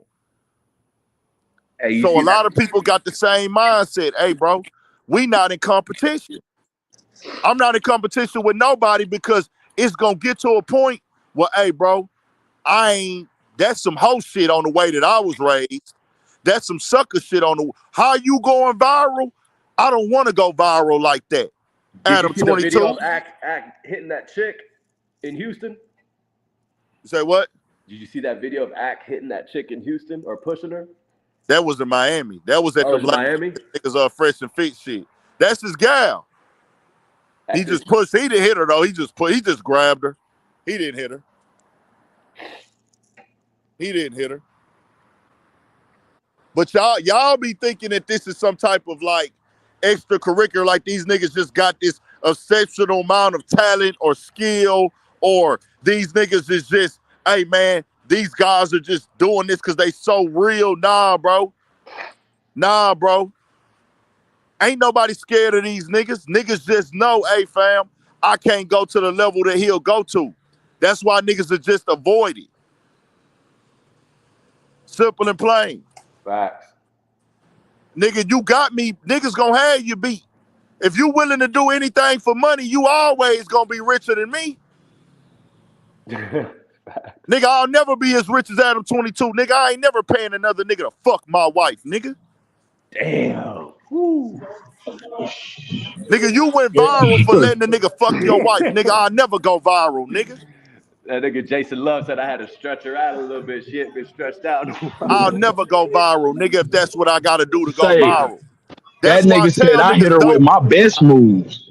I tell niggas don't ever compare me to no nigga who do anything for views, clicks, or to go viral, bro. Hey, Rich has nothing to do with money. Damn. Just know that, bro. That's some wild shit. It's levels and layers to it, dog. And a lot of niggas don't know and understand it and get it. But when you in the game, you realize it. Well, hold on, bro. Okay, you willing to do this. Lil Uzi Vert, nigga, I would never paint my fingernails to dress like a fucking devil drag queen to go turn up. Playboy Cardi, I would never wear a thong and paint my nails to turn up. Drake, I would never paint my fingernails to turn up. Adam and Wax swapped. And guess what we got in here? We got a sympathizer, Amir Elliott. Tell me where I lied at, bro. I want y'all to tell me where have I lied. Tell me I'm lying. Tell me where I lied at in this last little segment right here. Tell me where did I lie at. These motherfuckers in the chat sometimes. Yeah. Y'all gotta let me know where I lied at. Cause you know, we do know if another rapper did what Drake is doing right now, he's over with his whole career. It ain't even go. We see Drake, because of Drake has had like even UMG said, we have done everything to support Drake, even in rap battles. The marketing, the everything. We've always supported him and promoted him and pushed his music when he would be in these beefs with rappers. You want to know why? Because they said we making money. Just like they said with Kendrick. This is the business. What's the point of dropping music and not promoting? Shit. And Interscope promoted G Unit and G U not. Yeah, I saw what 50 Come said. on. They gonna promote both. Why wouldn't they? May the best man win. That's the name of the game, ain't it? Y'all stay on here while I order this food What you getting? real quick. What you get down there? Finna grab some Mexican shit. Damn, I'm lit. Holy shit. Fucked up. Hey, is Club Aura still up down there? Nah, that bitch closed. That was my spot too. We had that bitch popping after the Super Bowl. Oh my God. I was there that night. You were there when Migos was performing? I had the table front left on the stage. Yeah, I had the table front left on the stage. I had Von Miller throwing X pills in my mouth. Oh my God. That shit was wild. You used to fuck an Aura like that?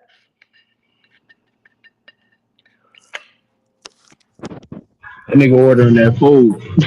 Tyrone, where are you from again? Tyrone, where are you from? Oh, I'm from Queens, New York. Oh yeah, Queens. Oh yeah. I'm from New Get York. the money. Man. People Please get the money. Like Queens get the money all day, every day. Man, my little brother, he just graduated last year from School of Visual Arts in Manhattan. Okay. Glad I don't have to pay that motherfucker's rent anymore. Shit. Oh yeah, Manhattan rent is different. We went to I think we went to Tao. It's under Club Dream or Hotel Dream Hotel. You been to Tao? Tao, no. Oh man. Nah, I don't fuck with the city like that. Oh shit. I used to fuck with the city like in like Webster Hall and all that shit. Used to have Thursday nights with the 3 floors. That shit was fire. Yeah, they had guests coming. I remember one time Joey Badass was there when he was coming up. Like I used to do the pre-COVID, I was outside. After COVID, it was a wrap for me. Shit, during and pre-COVID was the time to make that bread. Hey, shit, earn your leisure is earn your leisure because of COVID. Go look at the niggas timeline. Manhattan? The strip club? Strip clubs in Manhattan? Sapphires. Oh, nah, strip clubs up here ain't that good, man. The southern strip clubs are better. I was about to say, come down here, man. Come down here, man. Hey, you trying to see some shit shake, man? You gotta. That's why Drake down here, man, getting these hoes, fucking them hoes raw. Hey, Dallas used to have Jaguars. I used to love Jaguars. Oh no. Yeah, that ain't it, bro. That ain't it. Nah, you gotta go to them holes in the walls. You gotta go to them cabarets. You gotta go to them. My boy Rico owns like Clutch and Concrete Cowboy and Bottle Blonde out there in Dallas. Yeah, I used to be wild in Dallas. Yeah, I lived at Legacy West in Frisco. That shit was wild. I was just out there not too long ago with some partners watching the Tyson J. Paul fight at about 12 something. It was a whole fight that broke out in Frisco, believe it or not. Put a nigga to sleep out there. But before he got put to sleep, he knocked out about 3 niggas. Held his own, yeah. Got out there with them boys.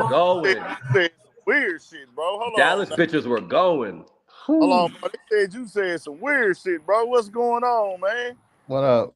I missed that. What happened? Something about Von Miller or something? What you said?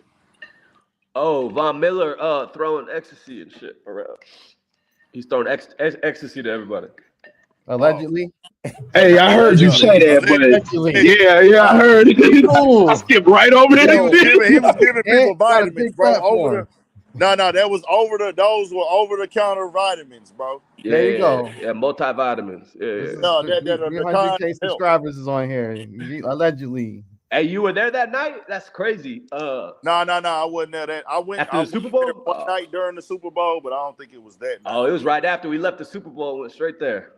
Yeah, it wasn't Sunday night. It wasn't Sunday night then. Yeah, and then we went to the Galleria Monday. Oh my God! I think what's the strip club? Treasures? I think the strip club was Treasures. We went to. Oh, y'all went to Treasures? Yeah, man. Man, there was too much going on during. There was. I spent that shit hurt the Amex. That shit was wild. Yeah, but I just want people to understand, bro, there's differences in this game, and I ain't gonna lie to you, and it don't really affect me like that on my day to day.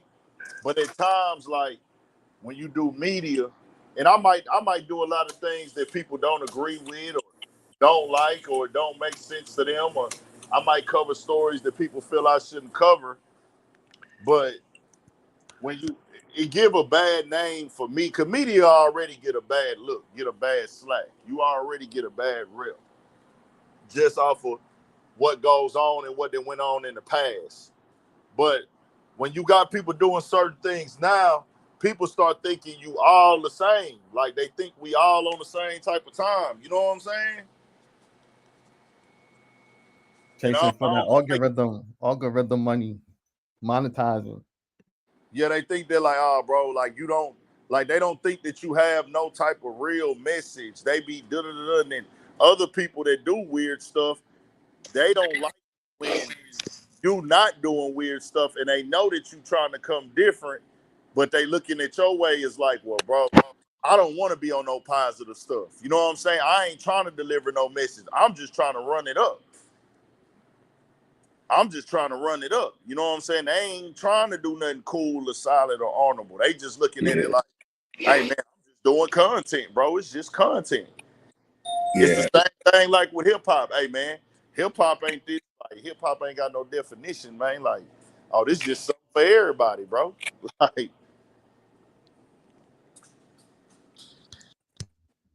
Yeah, that what make your what make your channel dope, Big Ant, is like first of all you sitting outside, that stands out.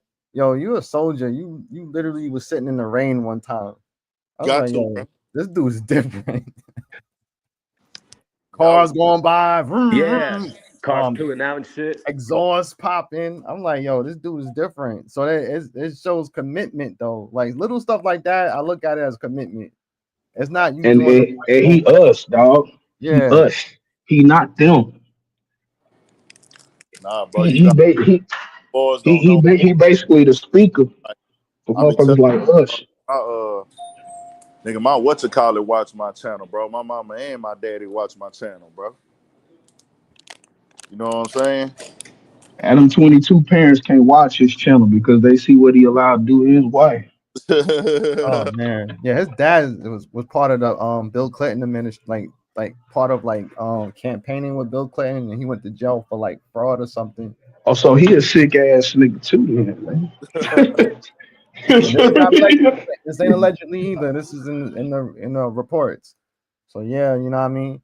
Like I think the problem. I think the reason why all these people snuck in because we didn't do background checks on nobody. It was like, oh, this person's hip hop, blah blah blah. They're cool. Now we gotta see paperwork with some of these people, man. Like that's the thing about the year of for 2025 is like exposing like who are you, where you from, what is your intentions, and what are you bringing to the table in the game? Because too many people been robbing, stealing, and leading with wrong narratives, and I think this year that is going to end, especially with platforms with Big Ant. You know what I mean? Like that. I think honestly, Big Ant, yo, I think you're gonna have a big year, dog. I ain't gonna hold you, man. You know, like I see people doing reaction videos to you already. So, you know, So you I think this is gonna be your year for real, man. you say people doing reactions to me? Yeah, I seen one lady. She Oh, did I a know you black chick. yeah. I was like, what the? All right, a reaction to a reaction. I'm like, my dog is getting reactions for reactions. I'm like, all right, She on some FBA shit though. FBA. You talking about that's the one that's pushing the FBA shit? Yeah, she's from Compton or South Central. Oh, she is. I ain't know where It, she was it from. was a Cali girl. Yeah, I was like, She be all popping right. though. I be peeping. She serious about that shit too. Yeah, man. She pressing. She ain't cutting no slack on these motherfuckers, man. Nah, that's what I'm saying. Like I see a shift, man. You know that's gonna happen. You know, people are tired, man. I be on Twitter. People are tired of like wrap up page and um all these other people who are not within the culture. You know, who's obvious. You know, people who have non-American backgrounds trying to benefit off the culture. See, Yo, things are gonna bro, turn, man. with me, it'd be more of like a balance, bro. Like, Mm-hmm. you know what I'm saying? It's a lot of shit I see that I don't agree with, that I don't like, that I don't fuck with. Yeah. Know that at times it's nothing you can do about it. So my thing just be like, bro, let's offset this shit. Like even my method to covering videos or topics is, all right, if it's some complete bullshit that I know is super duper detrimental, let me put something on this that's gonna make sense to where we trying to gain something and grow from this shit, bro. Because what's in the news and is in the media, like y'all gotta really know, like I don't really make news. You know what I'm saying? Mm-hmm. I'm talking about what's already getting posted everywhere and what everybody already covering and speaking on and shit. So I'm not making and creating no news. And I didn't come in the game to really make it. It's just like I'm gonna go where everybody watching, where everybody looking at. All right, bro, let me put something on top of what's going on and like fight a bullshit narrative or a bullshit concept that they got stuck with this shit right now. You know what I'm saying? So when I really look at this whole grand scheme of shit, it get to a point where, all right, what we gonna do? We gonna sit up here every day and keep and just laugh at the jokes. It's kind of like it'd be crazy to me. The game got so down bad. People could be on a panel talking about somebody dying, like getting killed, and they're cracking jokes while they talking about it. Seen Not that. necessarily laughing at the person or laughing at somebody getting killed, but they're just not taking the storyline serious. You know what I'm saying? I see somebody saying, how do you own culture? This Jeff guy, he's outside the labels and some independent artists being paid by labels. Rap isn't a possession for anyone to own. Here we go with that. What you don't know is, bro, our culture is bigger than just rap, bro. Rap is a baby of the culture. So you don't own us as a people, bro. Hip hop is what we do every day. You understand? Like this ain't no like, oh, this ain't nothing we just do. It's like everything we do from city to city, state to state. Hey, Max Payton said Joe is a prime example of when you let people in the culture. Now Joe really pulled a fast one, man. We keeping it a band. I guess that shit pissed me off more because I know the villagers down in Puerto Rico. They don't say the N word. They don't do hip hop. They don't be fucking breakdancing and shit, man. It's not like that down there. My bad. I said villagers, huh? My bad. Nah, we know that. They know that. They know that, bro. We do know that, right? That they know what they saying is not real. They know that they people didn't come up like this. You know what I'm saying? Yeah, but like how he said it, and then like, yeah, We think that they it don't just know that rubbed me the shit. wrong way. Yo, y'all can hear me? Yeah, I can hear you. Yeah. We don't think yeah, we don't think that they know that we don't think that they don't know this. Like some of them know this, bro. It's just they don't want to accept the fact, like, hey, bro, like you gotta think. When somebody is doing what niggas do every single day and in every aspect of their life, they don't want to be told, hey, bro, you acting like a nigga. Like, you know what I'm saying? Yeah. Ain't nobody mad at Fat Joe. They want you. See, that's what they do, right? Mm-hmm. They're so crazy. And I like that dog said that. Why we mad at Fat Joe? Ain't nobody mad at Fat Joe. It's called a conversation. It's just we got to tell him he wrong, bro. But y'all want it to be that because we speaking up. It's crazy because whenever like a black person speaks up for their history or their lineage and corrects somebody, he's being problematic or he's wrong, he's mad, he's upset. It's like, bro, ain't nobody mad. This is not no beef. I want to know where Dre's family from.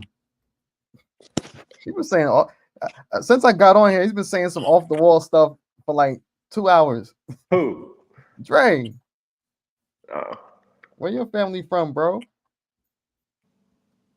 Mm-mm-mm. But the again though, I'm gonna chime in from like even like when my mom is a baby boomer, so like first of all, when hip hop started in the Bronx, that's not even true. Hip hop was in Queens and in Brooklyn, and they used to call them park jams, and they used to DJ, play breaks, and all that stuff, have people rapping, whatever. And my mother said she never seen any Puerto Ricans. My mother's from Queensbridge Projects, where Nas is from. And that's where KRS-One got triggered by MC Shan saying hip hop started out in the park. He used that as a clutch to diss. Dre said I'm Canadian Jamaican. All right, there we go, y'all. He's That's Drake and it. academics We put done. together. That's it. Thank you very much, Dre. Appreciate that. But like I said, like when you said hip hop started out in the park, that's when KRS-One used that to diss Shan. And truth be told, Shan didn't say it started in Queensbridge, but the culture of hip hop itself, it didn't have a name. It was called park jams. They did that in the park, in the hoods. And not only that, let's be clear. Even though the Bronx and Brooklyn and Queens, like these places, they was not immaculate. But most of these black people that lived there, some were poor, some were middle class. They couldn't make it out to live in the suburbs because they didn't get any funding. There was redlining. There was a lot of ways for them to not get into Long Island. But my purpose is this: during those times, within the early formation of hip hop, there were park jams, and there was no blacks and Puerto Ricans. My mom was there. My mom went to Studio 54. My mom went to those parties. I told my mom, I'm like, Mom, did you see any Puerto Ricans at them parties? She says, no, I don't see them. You know what's crazy? There was always a joke about Puerto Rico, and I'm gonna just keep it a buck because that's what I do. But there was always a joke about Puerto Ricans about how they don't be around Puerto Ricans. They'll steal your car. They'll stab you. They take your hubcaps, they take your wheels. Like these was stereotypes that these were not. Well, I won't say stereotypes, but these were the things that were spread within blacks to protect themselves from Puerto Ricans back then. So Hey, are the tell Puerto me, Ricans where's the black and brown at that? And then you have the gang called the Black Spades, and then you okay? have Black Puerto Rican Spades kings. are they also Latin Kings too? I don't think there was Latin kings out there. Latin kings is Chicago, so it's like Nah, they got them in New York too. I know they have them now. Even the Latin Kings is racist. King Blood, Yeah, Oh the no, I King know. Blood was a racist. yeah. I He, grew he up was with open about his racism against black people. Yeah, I no. like me. I'm fortunate because I came from Queens and I grew up in Long Island. And what happened was that a whole bunch of people came in from different boroughs, and we was all together. People were Crips, they were Bloods, whatever. They just had like a peace treaty. But that was around the melting pot, people of color era. You know what I'm saying? But the origin of Latin Kings was a response to Bloods, or what? Or I think it was no, the Bloods was a response to Latin Kings because Latin Kings was running the prison systems over here in Yeah. New York. So but that's my point, man. Like this whole thing, like people like, oh, we're divisive and we're different. Is that this is prison politics. It is 33 strategies of war. It's the 48 laws of power. Bruh, that's just how this thing works, man. It just hurts people's hearts. But that's just how this shit works. It doesn't work no other way, man. Ain't nothing y'all could do about it either. My thing is this, right? That the Puerto Ricans, they try to crowbar themselves into it, so because they can say that we were there in the Bronx and we Nah, were there, but nothing comes from the island of Puerto Rico. correct. I lived there Nothing. Uh, 3 to 6 months out of the year. Like, nah, that's a New York thing, man. That's not a Puerto Rican thing. It's not even yeah. a New York thing. The Jubileers was from down south. These That's things, when what we we gotta. look at, That's what we do have to know, right? We gotta do know, and we have to know, and we have to understand that the things that make up hip hop predate the Bronx '73. Facts. Facts. That's all the niggas is saying now. What Facts. they did was in New York, in the Bronx, they put it all together in the pot and said, we gonna form this as a thing that we do, the jams and the whoop-de-woos and the this and that. And then later on, it became hip hop. Because well, people got to know they didn't say in '73, we calling this hip hop. When they got together, they didn't say these are the elements of hip hop: rap, breakdancing, graffiti, DJing, and Right. fashion, art. We're not that. That was not. Hey, this is hip hop. They didn't say that when it came together. It's what they were already doing. And then all of it just got looked at, okay, we gonna make all this be hip hop. But everything that they were doing in certain forms or shapes or flashes or just certain little demos, blacks were doing that in other cities as well. Hip hop, Exactly. the term and the looking at it as a lifestyle, that got created in NYC. And they were able to go put what they called hip hop onto music and records and stuff like that. But people rapping, that was going on already. Right. Even if you look at like I don't know. I grew up in a Black American community. The little girls, Miss Mary, Mac, all that type of shit. We used to do the double dutch and all that type of shit. This shit been going on. Bro, This ain't just exclusive to New York. This just our culture. Pig Meat Markham was on stage rapping, bro, in 68. 1968. Right. I even go deeper than that. Judge. I even go deeper than that. In the street, them old pimps. If you look at an old pimp from back in the day, they was dressed like hip hop, big chains on, big flashy clothes. All of them had a little rap. All my hoes standing on the corner. They better get my money, all that type of shit. They were slick talkers. They was anti-establishment. They had flashy cars. Good cocaine. They was flashing their money. That type of shit. This shit been going on. They had gold teeth. Jack Johnson had gold teeth in the early 1900s. This shit been going on. This just didn't happen in New York like somebody got together in a room in 73 and they said, okay, we're doing this, and this, and they wrote it down. This been Black American culture. I say this all the time. You can trace this back, all this stuff back to the plantation. You can literally draw a straight line and show this came from this, came from this, came from this. That's what the culture is. Culture comes from something that comes from something that comes from something. It's our tradition. Hip hop, all the elements of hip hop, none of that is a Puerto Rican tradition. None of that is a Jamaican tradition. Period. Facts. Bro, they know the sound they don't listen to hip hop down there. The sound they don't listen to hip hop in Puerto Rico. Today they don't? No, fuck no. Oh, I lived there for 5 years. Oh. I've been to San Juan before, but like San Juan in the clubs and like the strip clubs and shit. Yeah, but no. It ain't the culture. They ain't on the street playing it. What you saying? Oh, yeah. No. I mean, how could they be listening to a Lil Baby or to a Daddy Yankee and shit like that? And they wouldn't. I mean, you wouldn't really have a reference for what they talking about. And no one says the N word. Yeah, no. Wait, what y'all mean? The sound system culture. The sound system culture is from Jamaica, guys. What y'all talking about? Fuck out of here. The sound system was built in America. So what? They built it in America. We also working in those factories as well. Bro, I saw that stupid ass shit that Derek Cologne was talking about. Man, shut the fuck up, nigga. Yeah, they listen to Bad Bunny. System, nigga. A sound system was insignificant to what was going on, bro. The sound system ain't a part of it, nigga. You just needed loud music, bro. What does the sound system have to do with anything with hip hop? That's what Cologne and them. Oh, that was a Jamaican sound system. Somebody said Puerto Ricans was improvising, rhyming over salsa music. Salsa music is black music too. Knock it off. What the fuck are you talking about? Bass lines is jazz. Like dun, dun, dun, dun, dun, dun, that's jazz, bro. And I don't like saying jazz. I like calling it bebop. That's the real name of it, because jazz means jackass. The quicker you accept the truth, the easier it'll be better for you. DG, go to all my Instagram videos with me in my house in Puerto Rico, and you will not hear anything like that. Bro, listen, let me say this one more time to him. The quicker you accept the truth as the reality, the easier it'll be for you, bro. Just understand that. Accept this truth, accept this reality, and you'll be all right. But look, feel me on this though. If they do accept it, right, then they become cosplayers. That's like a fear. They now you gotta admit to you cosplay us.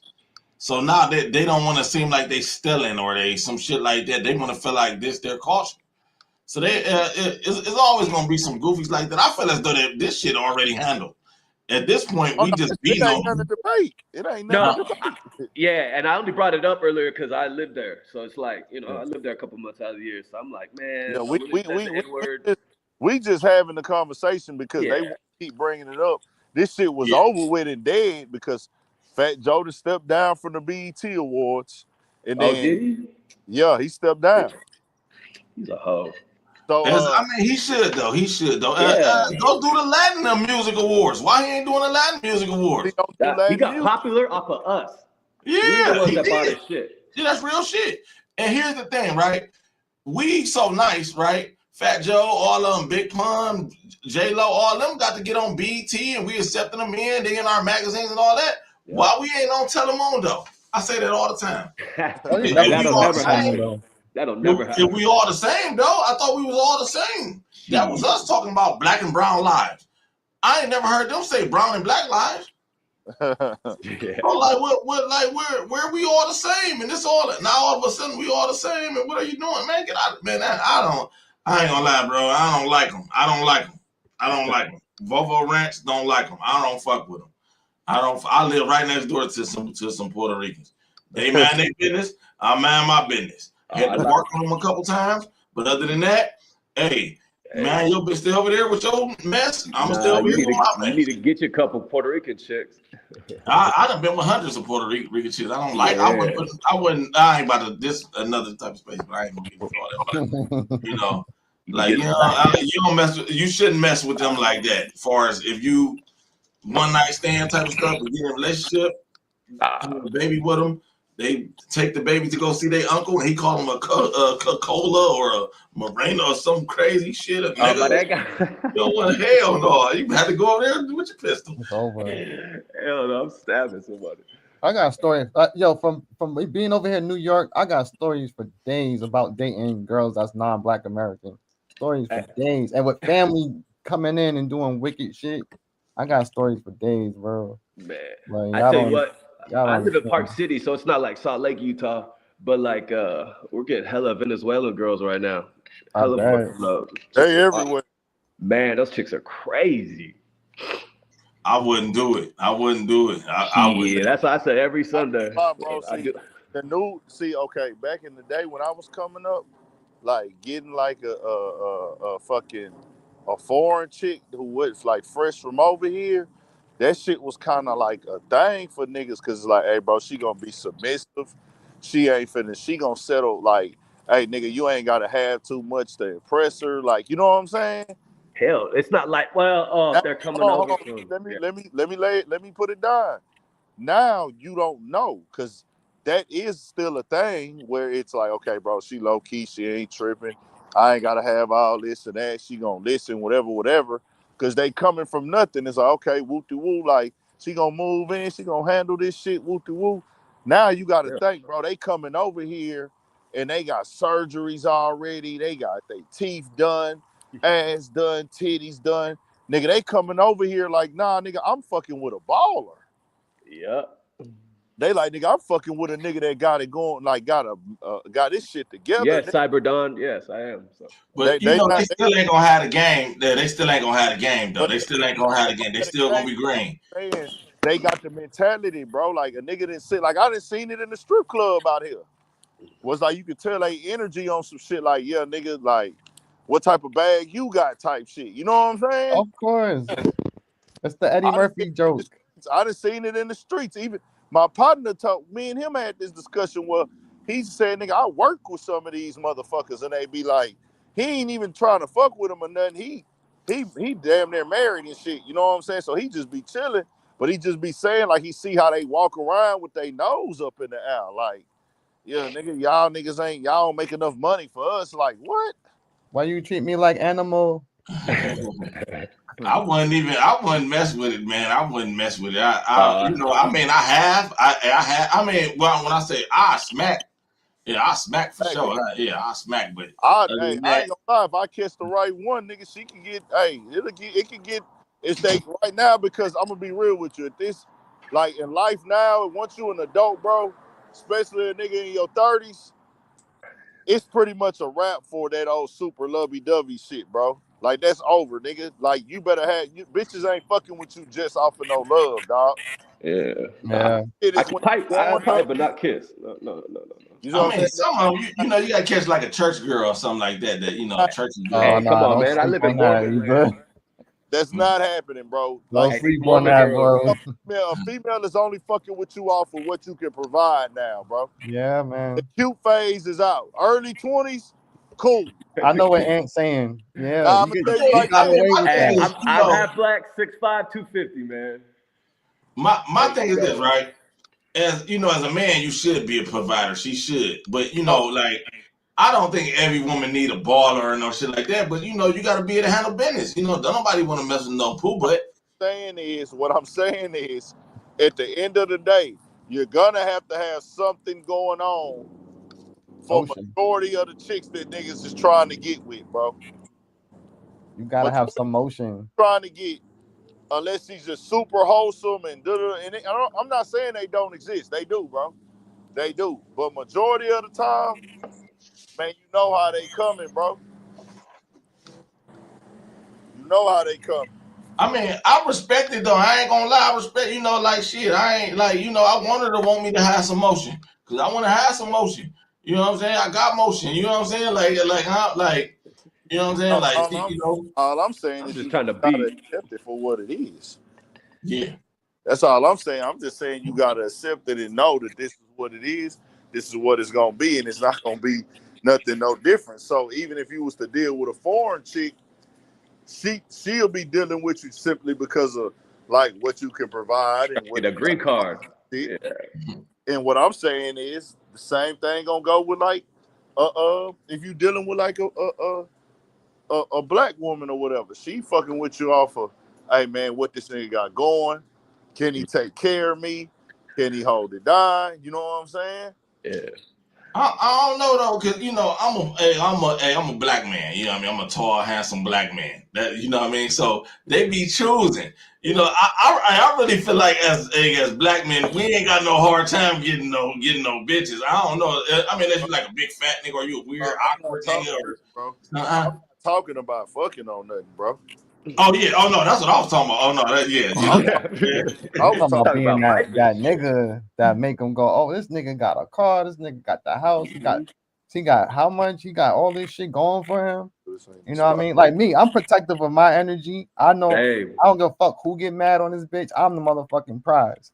So like if Same. you get Hey, put you on can't with bring them to the me, crib, man. Just get an you get Airbnb. you get put on with me, you gonna prosper. You know what I'm saying? But I don't share that with everybody. That's the thing about me. I don't share it with everybody.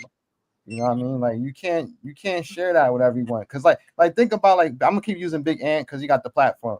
Big Ant got with somebody and say like he got married to a chick, and then he done built up urban politicians like all the way up to like 2 million. She want half of that. I know I'm good. He don't want that to happen to him. Of course not, but that's what's gonna happen regardless. I Even if feel she like you signed a know. prenup, you still gonna have to give her some money. You know what I mean? That's just what it is. That's how this shit work. Like most of these chicks out here, they want bags from guys. They oh you love me, I'm sweet. All right, what that bag look like? Like you know what I mean? Like the whole like wholesome stuff, man. Like What do you mean, love? no, I'm just saying like if you with a girl and she got something going on for her and you could support her, Oh, it's a like a good girl, look. girl. Oh, yeah, Yeah, it's a good look for you. You know what I'm saying? Like I know a yeah. girl, she make money, whatever, do her own thing. You know what I mean? Like I could, whatever with her. But if you messing with a chick and you have nothing going on and you trying to equal up to that, good luck. It's not gonna work for you. She's Oh, not that's gonna like take you dating, serious. man. Yeah. Nah, I like My smashing. thing is this: as a man, why would you want to mess with a chick when you ain't got nothing going on? I done been broke before. It's been years. Last time I broke probably like 15 years ago. I remember that feeling. That shit hurt. That shit when a man ain't got no money when you broke, man. That shit hurt. That shit hurt. You feel like, ugh, man, I can't do nothing. You can't do nothing.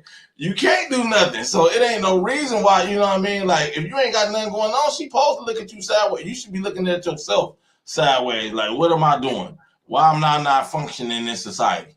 You know what I'm saying? Correct. Why am I not able to pick up something? Somebody said, get the money before the pussy. Pussy always. Somebody said my name is Tyrone. Hey, I'm signed to Death Row. You know what I mean? I'm Death Row East up in here. You know what I mean? Respect, man.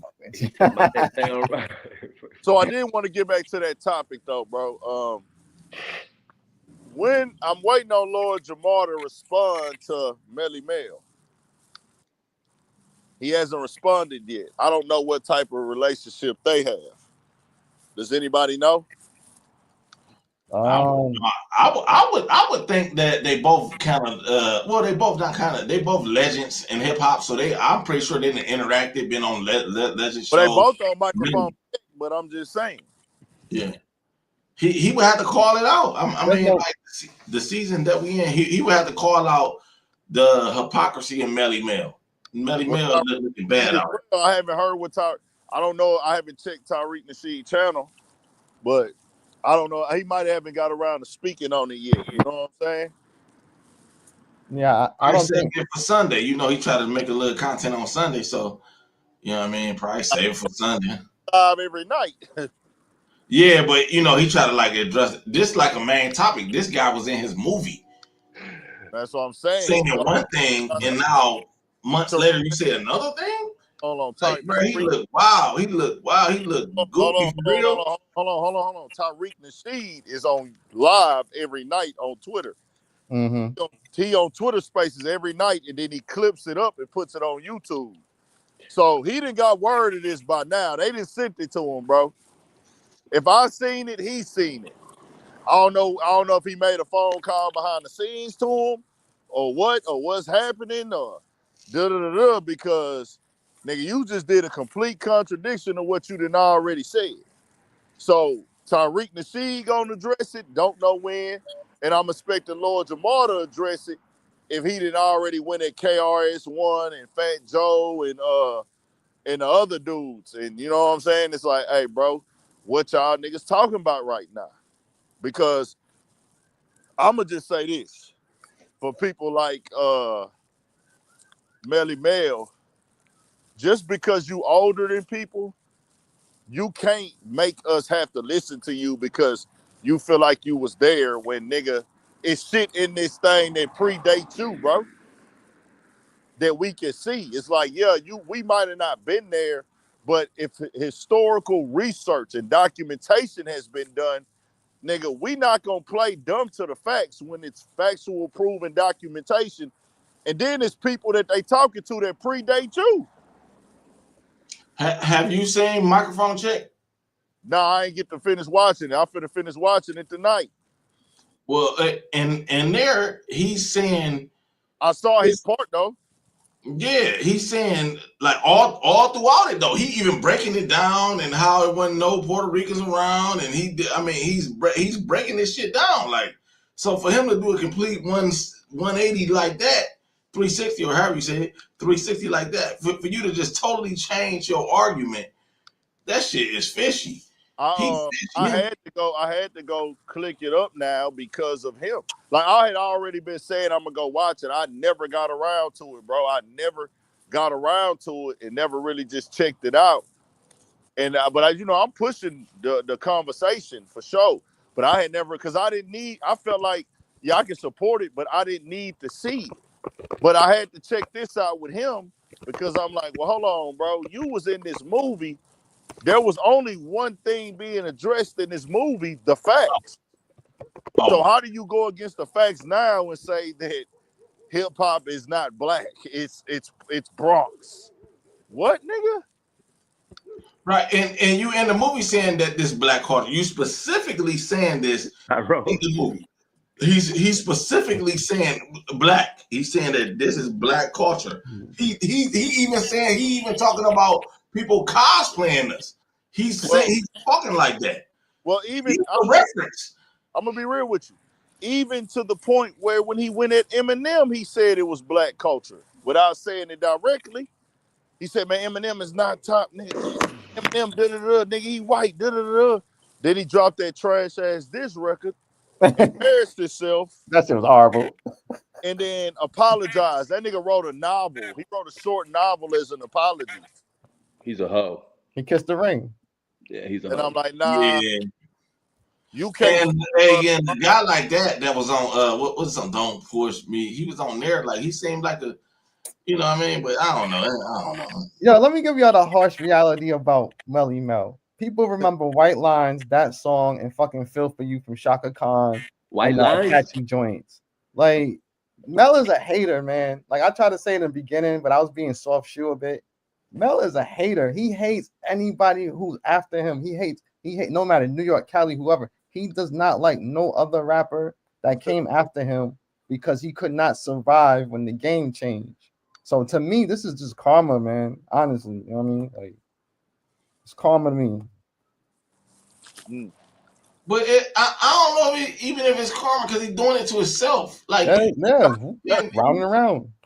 You put your for me, in my opinion, right now in 2025, I feel as though that you can't really have a real hip hop conversation without seeing that documentary.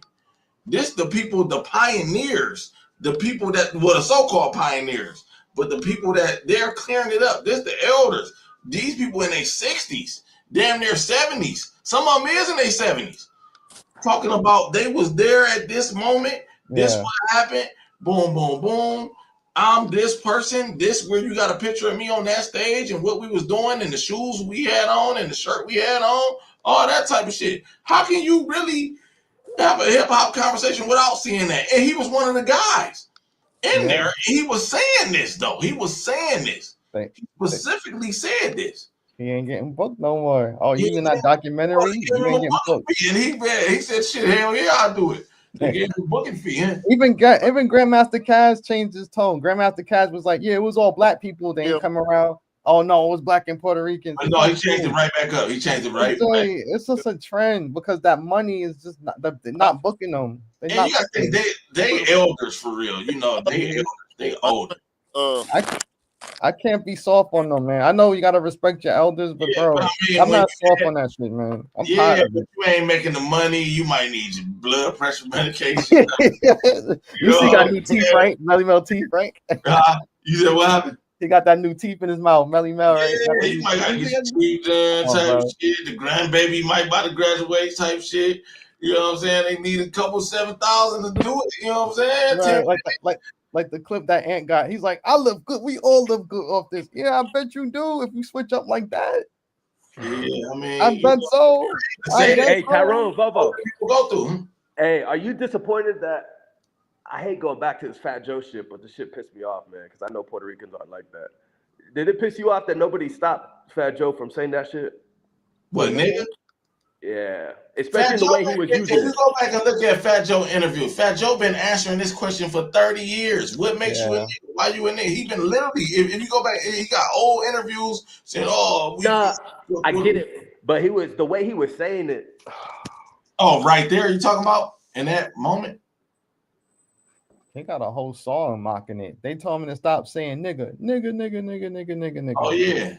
Even Big Pun got a song called "Nigga Shit." Oh yeah, that nigga shit. Be a salute, but it was pork fried rice. That nigga shit. You know what I mean? You're right. That yeah, like it's like he being ignorant. So now I'm on some nigga shit because I'm being ignorant. I'm being ignorant. Martin Luther King was on some nigga shit. Harriet Tubman was on some nigga shit. We not just these ignorant people in the hood doing that. No, that shit is really offensive to me. You know what I'm saying? Like that ain't just nigga shit because you in the hood eating fried rice and chicken. That shit weirdo for real, man. I don't like that. Yeah, like, no, I got lawyers, doctors, all types of that people that get called nigger every day. They gotta live the Black American experience. And just for him to, but he know that he cosplaying. And in my opinion, thing too, bro. I like you brought that up because that takes me to a different point of the reason y'all might have seen it. I did an interview on Change of Plans and I called out Charleston White. Yep. And that was the point of that because he sat down with Say Cheese probably about a little bit over a month ago and was just saying how he asked him and Sean was just talking about we don't have no allies except for white people and all this other dumb shit, which was really them doing whatever they got to do to try to go viral, whatever. My point was when they got to the point where they said, yeah, man, don't nobody like us, man. All he idolizes is the white man. That's it. Then he started naming like different races and Hispanic. So Cotton was like, well, how come don't nobody like us, man? And Charles the White gonna say, it's because we lazy, we loud, we hateful, uh, we the slowest, and we have an ethnogenesis mindset that we were here first and everything like that. And we think we better than people. What? And then Charles the White was like, and then Sean Cotton added like two other things. And I'm like, hold on, bro. This is a platform that got over 1 million subscribers. Charles been doing 1 million views on these interviews. And this is what you echoing to the people in 2025? You know what I'm saying? Like you echoing this to the people. And these are nothing but talking points that are stereotypes that ain't true for all of us. Like you just said, bro, like we got everything in our community and our culture, bro. So it's like, let me address this guy Jeff in the chat. Jeff, I only brought this up because again, I live in Puerto Rico 3 to 6 months out of the year, dog. So that's why I brought it up. Because I know these motherfuckers don't say that shit on the island, all right? That's why I got brought back up. Let me say this to Ant's point, right? You know, I take the shit that Charleston White say with a grain of salt. I feel as though that he know better. He ain't sometimes he do say say real shit, you know what I'm saying? But for the most part, it's just about attention. You know what I mean, with dude. You know what I mean? Like, and that's what it is. You know what I mean? And how long do we Charleston's trying to get clicks and how views. long do we let that go on? How do you stop him? That's somebody that you can't never stop that. Because he already a certified troll, and then he can always, if he get found out to be wrong, he can always just dub back and be like, oh man, I was trolling. So you can't really, and he got a fan base of people that want to see him. So you can't really stop him. You can't really stop that. Like, what do we do? There's nothing that you can really do with that. You just got to put him in the troll bag.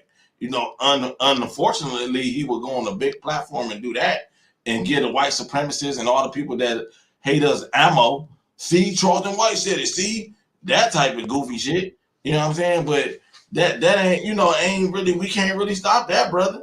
We can't, it ain't really nothing that we can do about that. Well, no, I'm just saying this right here. I'm not trying to stop it, but I'm not, this is just me. I'm just to the point every once in a while when I see it being spoke where you using and speaking on us as a monolith for monetary gain and you echoing stereotypes that are not true, that were formatted and strategically placed upon us. I'm calling it out, bro. Facts. That's just what it is. We gotta call it out.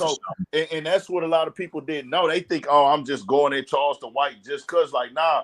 See, you've been doing what you've been doing for years. Whatever, nigga can't stop you because you done made your, like I told y'all, he done made his mind up that he will go lower than anybody to win. That's not really that's not a skill. That's not a talent. That's not something that nobody can't do. It's just a lot of people choose to not do that. You have an advantage. And he knows that's his advantage. I have to say the most outlandish things that I know others won't say. If I stop doing that, I'll lose my relevance. So you basically a puppet and basically a tap dancer. So my thing is, it's 40 million plus Black Americans, right? 40 million plus. Why are we the people that our negative represents us all? But that's not us though. That's not us doing that. Now exactly. But that's the point though, bro. That's not us, but people don't know that. Others perceive it though. Oh, but they do know that though, brother. That's the point. No. I'm saying no. People argue me down, bro. I got the platform. You got to remember that. When I go at this and I say that, nah, nigga, when I posted that on my Instagram and I called it out, everybody said he right. He right, bro. He right. There's people out there that think that's the part they want to see. You got to think these people got a fetish for us. These people think that. No, I'm talking about my community, bro. I'm not talking about these other people. I'm talking about my following, my personal following. Oh. If I say that, hey, fam, we are not lazy. they're going to focus on the people that they know lazy and say, yes, we are. There are a lot of black people. Hold on, bro. Listen. There are a lot of black people that don't know what the #1 cause of death in the black community is, bro. Abortion? Fuck no. You know, my thing is like, right, when I had this conversation, you know, I be in like all the types of rooms with African, all types of white supremacists, all this shit. I be going to war. When it's a fetish thing. They want to see us all as the sexy reds, all as the drug dealers, as the gang. But I'm saying, if we keep echoing it ourselves, and we have people that are popular or seen as entertainers, or that he promotes himself like he's a speaker for the black community, correct? Yeah, but they jacking it though. Because they want to see that. I'm not talking about them. I'm talking about them and us. Fuck them for right now. You know what I'm saying? We not really. It's segments to the black community. I feel bad for the doctors and the lawyers and the church people. I live in a black community right now. Just 95% black. It's a church on every block. These people own properties. They work at the hospital, all that. I come from the gangbanger car. I'm a gangbanger. I'm a certified gangbanger with the United States of America. They know my gang history. I feel bad for the people that ain't got nothing to do with no gangs, none of that type of shit. They not getting those. Nobody ain't paying them no attention, but they gotta eat my bullshit behavior. They gotta eat the game because these people got a fetish for that. If a black professional have a concert or a speaking engagement, ain't nobody gonna show up. But if Sexy Red have a speaking engagement, they gonna show up in booty shorts and all that, and not just black people. It's gonna be other races. They got a fetish for that. They want to see us like this. This is what I'm saying. I get what you're saying, but you're talking to a different point right now than I'm making. My point is this: we have one of the biggest platforms in rap and hip hop called Say Cheese, right? That's Say Cheese, right? Yeah. He got one of the biggest platforms. There should never be anybody that goes on that platform and says nobody likes black people because we're lazy, we're loud, we're disrespectful, and we're hateful. I agree. No, you should never be pushing misinformation about the culture that built that platform, first and foremost, or your own people. Nobody else is going to do that. Do you think, bro, right now, there are different Puerto Ricans and different people from different backgrounds who don't want to accept that there's one racist in their community because they don't want no negativity on their people. Am I right or wrong? You're right. So why do we allow people, especially from our culture, to go out and push a negative stereotype on us?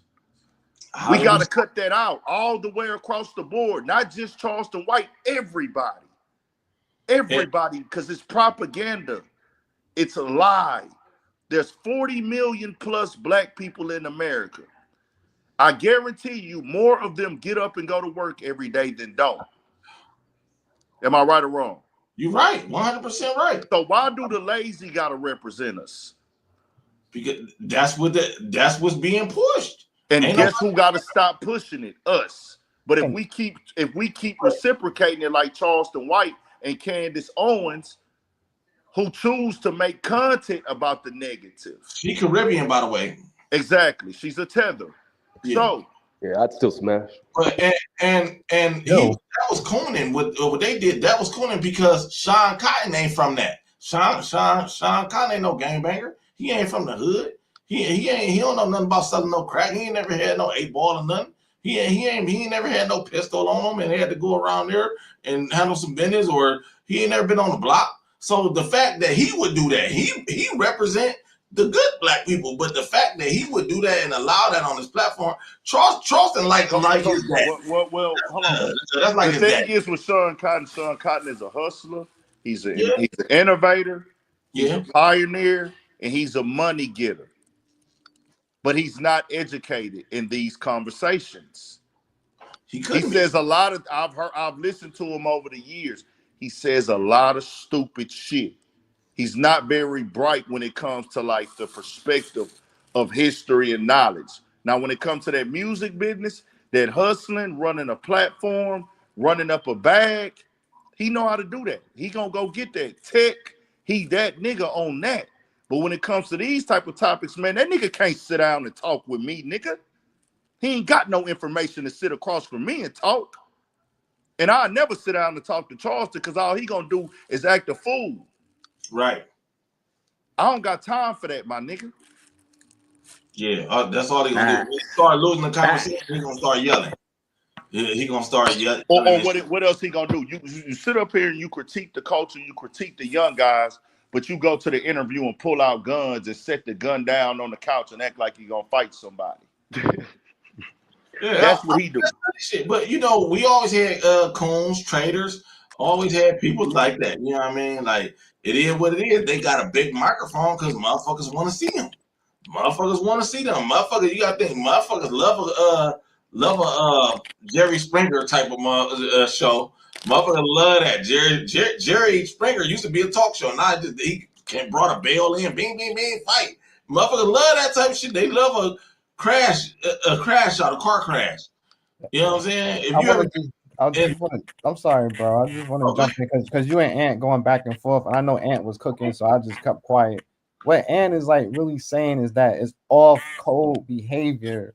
That's off code for you to be on a platform like Say Cheese as a black man, putting other black people down, your own people down. That's like J-Lo going on Telemundo saying that all y'all do is eat burritos and eat nachos and have sex with your family members. Like, bro, that's a violation. Like, you have to keep it quiet and be on code. And that's the problem with some of our own, you know, within our own community, is that off-code behavior is a big problem. And last thing I want to add in about Charleston White is that he's very disingenuous because he'll troll and then he'll go, well, they don't do like what I do. I help the community. I help my people. Where they at when I was helping the little boys and them? And do you know how dividing he is? Oh, you know, like you don't do that. He can help even more now. He rich. So right, instead of buying the big chain, you supposed to be this the thing with this guy, right? Now I like some of the shit that he be saying, but here's the thing. He's an attention whore. He's an attention whore. When somebody wants attention, right? When they want your attention, they'll do anything to get it. They'll even him being a community organizer or whatever he was doing, that was just to get somebody to look at him. That's all they really want, is somebody to look at them. So they'll go out here, and it's people in my city that's activists. They just go out there and go Black Power and all that. They just want some attention. They just want attention. All that shit is about getting somebody to look at you. And the attention whore, that's the most dangerous motherfucker, because all they want is a look. Look at me. That's all they want is look at me. What can I do to get some attention? Right. So he's doing false representation for clicks and views. Yeah, but no, I'm saying like even in real life, when somebody wants your attention, they'll fight you for it. They'll mean mug you. They'll walk you. They the goofy shit just goofy. Hey, Max Payton in the chat. You need to go, dog. Shout out to Max. This guy, Jeff Guy, he's over here spewing bullshit. So yeah, blacks are the only ones that had it rough. Yeah, he's like in this country. Hey, Max Payton. Yeah. If you're not gonna join, you're gonna get blocked. So you got Max Payne. Yeah, we're gonna give you 2. I'm gonna drop the link for you, Max Payton. Yeah, Max, get on here. Cam up, you little bitch ass. When y'all come on here talking like that, this is a platform we'll let you join. I think that's I think that's Jeff. No, that's Jeff talking crazy. Oh, Max, my bad. Max no, Max is good. Me and Max been going back and forth shitting on Jeff and that Dre guy. That Dre guy, Canadian Jamaican. I don't know who this Jeff dude is, but like, yeah, he's like basically saying it's the Roman Catholic Church bringing pain to everybody. Well, no shit, bro. The Jesuits. Hey Jeff, why you spend time on a page in the chat with shit that you don't agree with? Yeah. You don't have any life? You ain't got no pussy and shit? You know what it is, man. Oh, calling me gay? Oh, that's what's up. He's like, I'm American. I was in triple digits at 21 with females, dumbass. It's crazy. So I just wanted to be known, bro, like for me, this ain't even just about like just on some rap and hip hop stuff, bro. It's all connected because it's all our culture, but it's still like, hey, what? How do we change the narrative? We have Right. platforms that are big. We should be controlling our narrative. Like, yeah, we Exactly. focus on the drama every day. That's what the people want to see. But we have a very large population of people who not into this, who don't do this, and who are normal functioning human beings. And Like them we the gotta start making them understand, like, hey, bro, you not covering all of us if you just only covering violence, my nigga. That's a Word. choice. Yeah. How do people stop that? I wish someone would have stopped Joe, man. I don't know why that pisses me off so bad, but No, the thing is, you call it out, bro, and you make it aware because a lot of people, they don't want to see it, they don't want to believe it, they don't want to hear it. They don't want the truth that, hey, bro, this ain't all of them, nigga. Like, they want us all to be the same. They want us to be a monolith, bro. Because they got a fetish for that. They got a fetish for. They want to justify their racism, bro. That's what that is. They can't wait to see a sexy red. They see how they are. See, they can't wait to see the news and see the Kia boys, so they can say, see how they are. See, this why I hate them. This why they got a fetish for that shit. It's a guilty pleasure. hey, you want to know something crazy?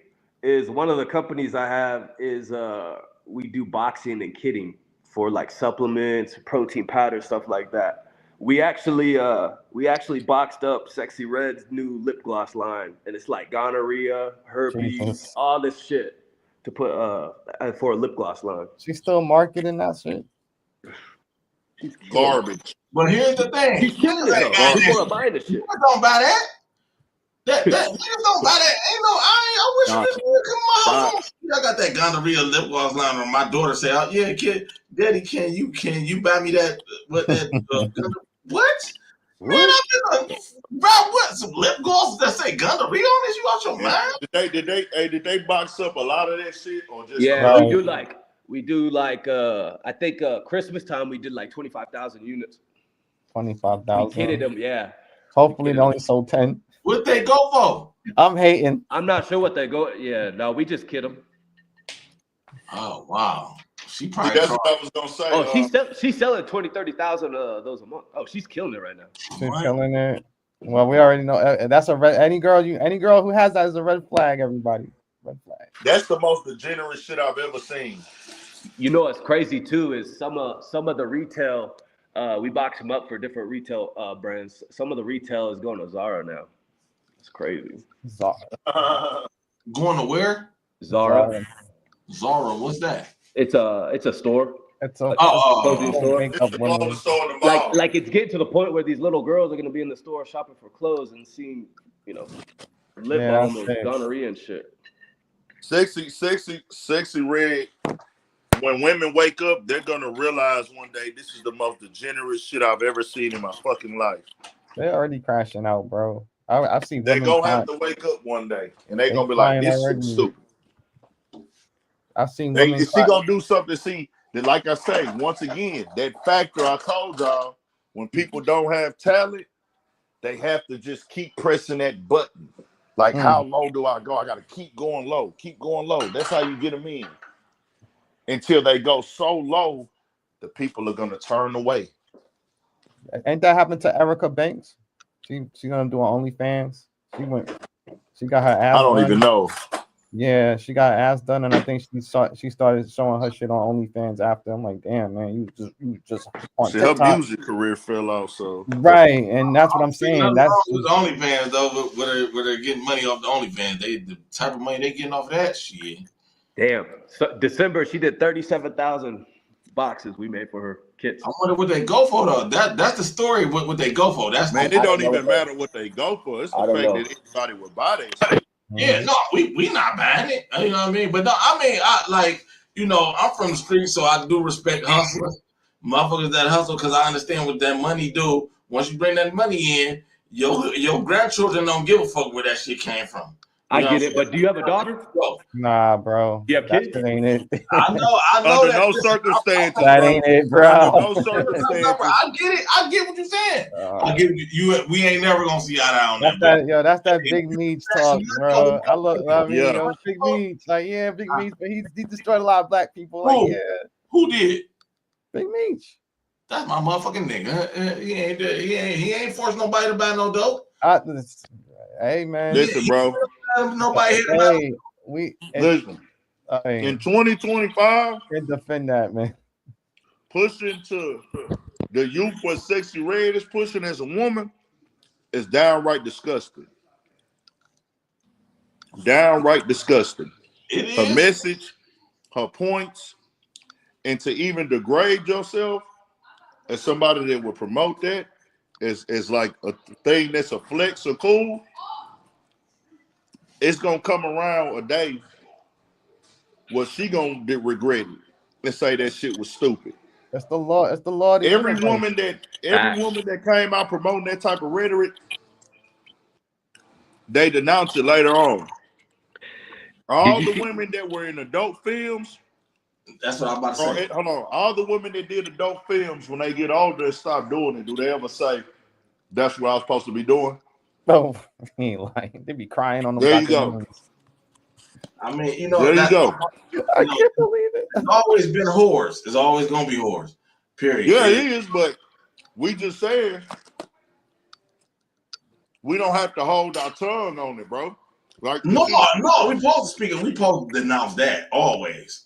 We gotta denounce it, bro. Always. But my thing, I don't know, I just look at it different. Where I come from, I just look at it different. Like, if she strip a bag off them folks, yeah, 20 million, 30 million, that changed everybody in the family life. $30 million can change everybody in the family. So sell your soul for $30 million. But Right.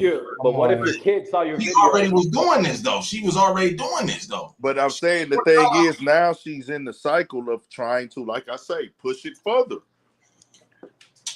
Yeah. I mean, I get it, fellas. I get it. This is a Don't choice fall in. now. Don't You want cave your in. kids looking Yo, at that? Bobo, don't cave in, man. Keep fighting, bro. No, I mean, it ain't really no fight because it ain't really nothing. I mean, like I was saying, stand on that. If you stand on it, believe it. What I'm saying is this, right? I come from the Sexy Red community. You know what I'm saying?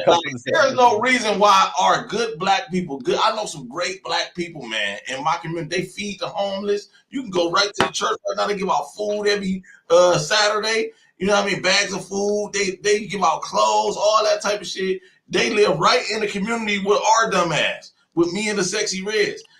But everybody, like Cleveland, get a bad reputation for being like a ghetto gangster city and shit like that. The ghetto. I grew up in LA. Yeah, but I'm There's saying a lot of cities like that. Cleveland, the bad reputation is what I'm saying. You know what I mean? The good people that work at the hospital and work downtown, work at the Justice Center, Yeah. the people that But even what are you trying to get at? What's your point? like that, huh? What's your point though? Like, my point is they gotta hold our bullshit. That's my point. They gotta hold our bullshit. We the people that give Cleveland the bad name, and there's only a little bit of us. You know what I'm saying? I come from the Sexy Red community, so Oh wait, oh. What happened? how old are you, Bobo? I'm 38. Man, you got to get out of that fucking community, man. Get out of where? You gotta get out of that shit, dog.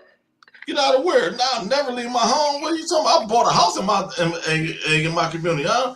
Go where? I feel you. Go where? I ain't about to go. This is my people. I done lived in Texas. I done lived in Indiana. I done lived in Kentucky. I feel you. I done lived all over the United States. I could leave. I'm a truck driver now. My man is Midwest with it. Huh? I said you Midwest, man. You said Kentucky. Wow. Yeah, Indiana and Texas. You know what I mean? Them the three places I lived. Ohio. I want to be clear on something too. Like, I'm not saying like I'm against like people who hustle, make money off of it. As long as you use that money to build your community and do something with it instead of doing some bullshit with it. You know what I mean? Like you already know I'm from New York. I ain't gonna do the whole I'm from New York talk. But even like back then, you had people like hip hop was even created off of drug money. The parties was created from drug. You had the Supreme Team having parties with LL Cool J rapping at it. So like, you know, the part of that element is always going to be a part of life. Yeah. You know what I'm saying? But Nothing I'm wrong with a just little saying, drugs once in a while. huh? Nothing wrong with a little drugs once in a while. No, I'm just saying, ain't nothing hustling and putting it in your community. Yeah, no. You know what I'm saying? So I'm just telling you, I'm not anti-hustle. Put money into your community. Yeah. I'm just saying that if you put money into like constantly BS all the time, not doing nothing with it, you're gonna get knocked up. Like the dude, Facts. with the Hellcat, the dude, I forgot his name, the dude with the who got caught. What's his name? Army the Hellcat. Like, you know what I'm saying? Like, you're doing stuff with cars and you're not putting nothing in the community. The feds is on your ass. Like, you're not really changing the trajectory of what you're doing with your money, and you're making it hot.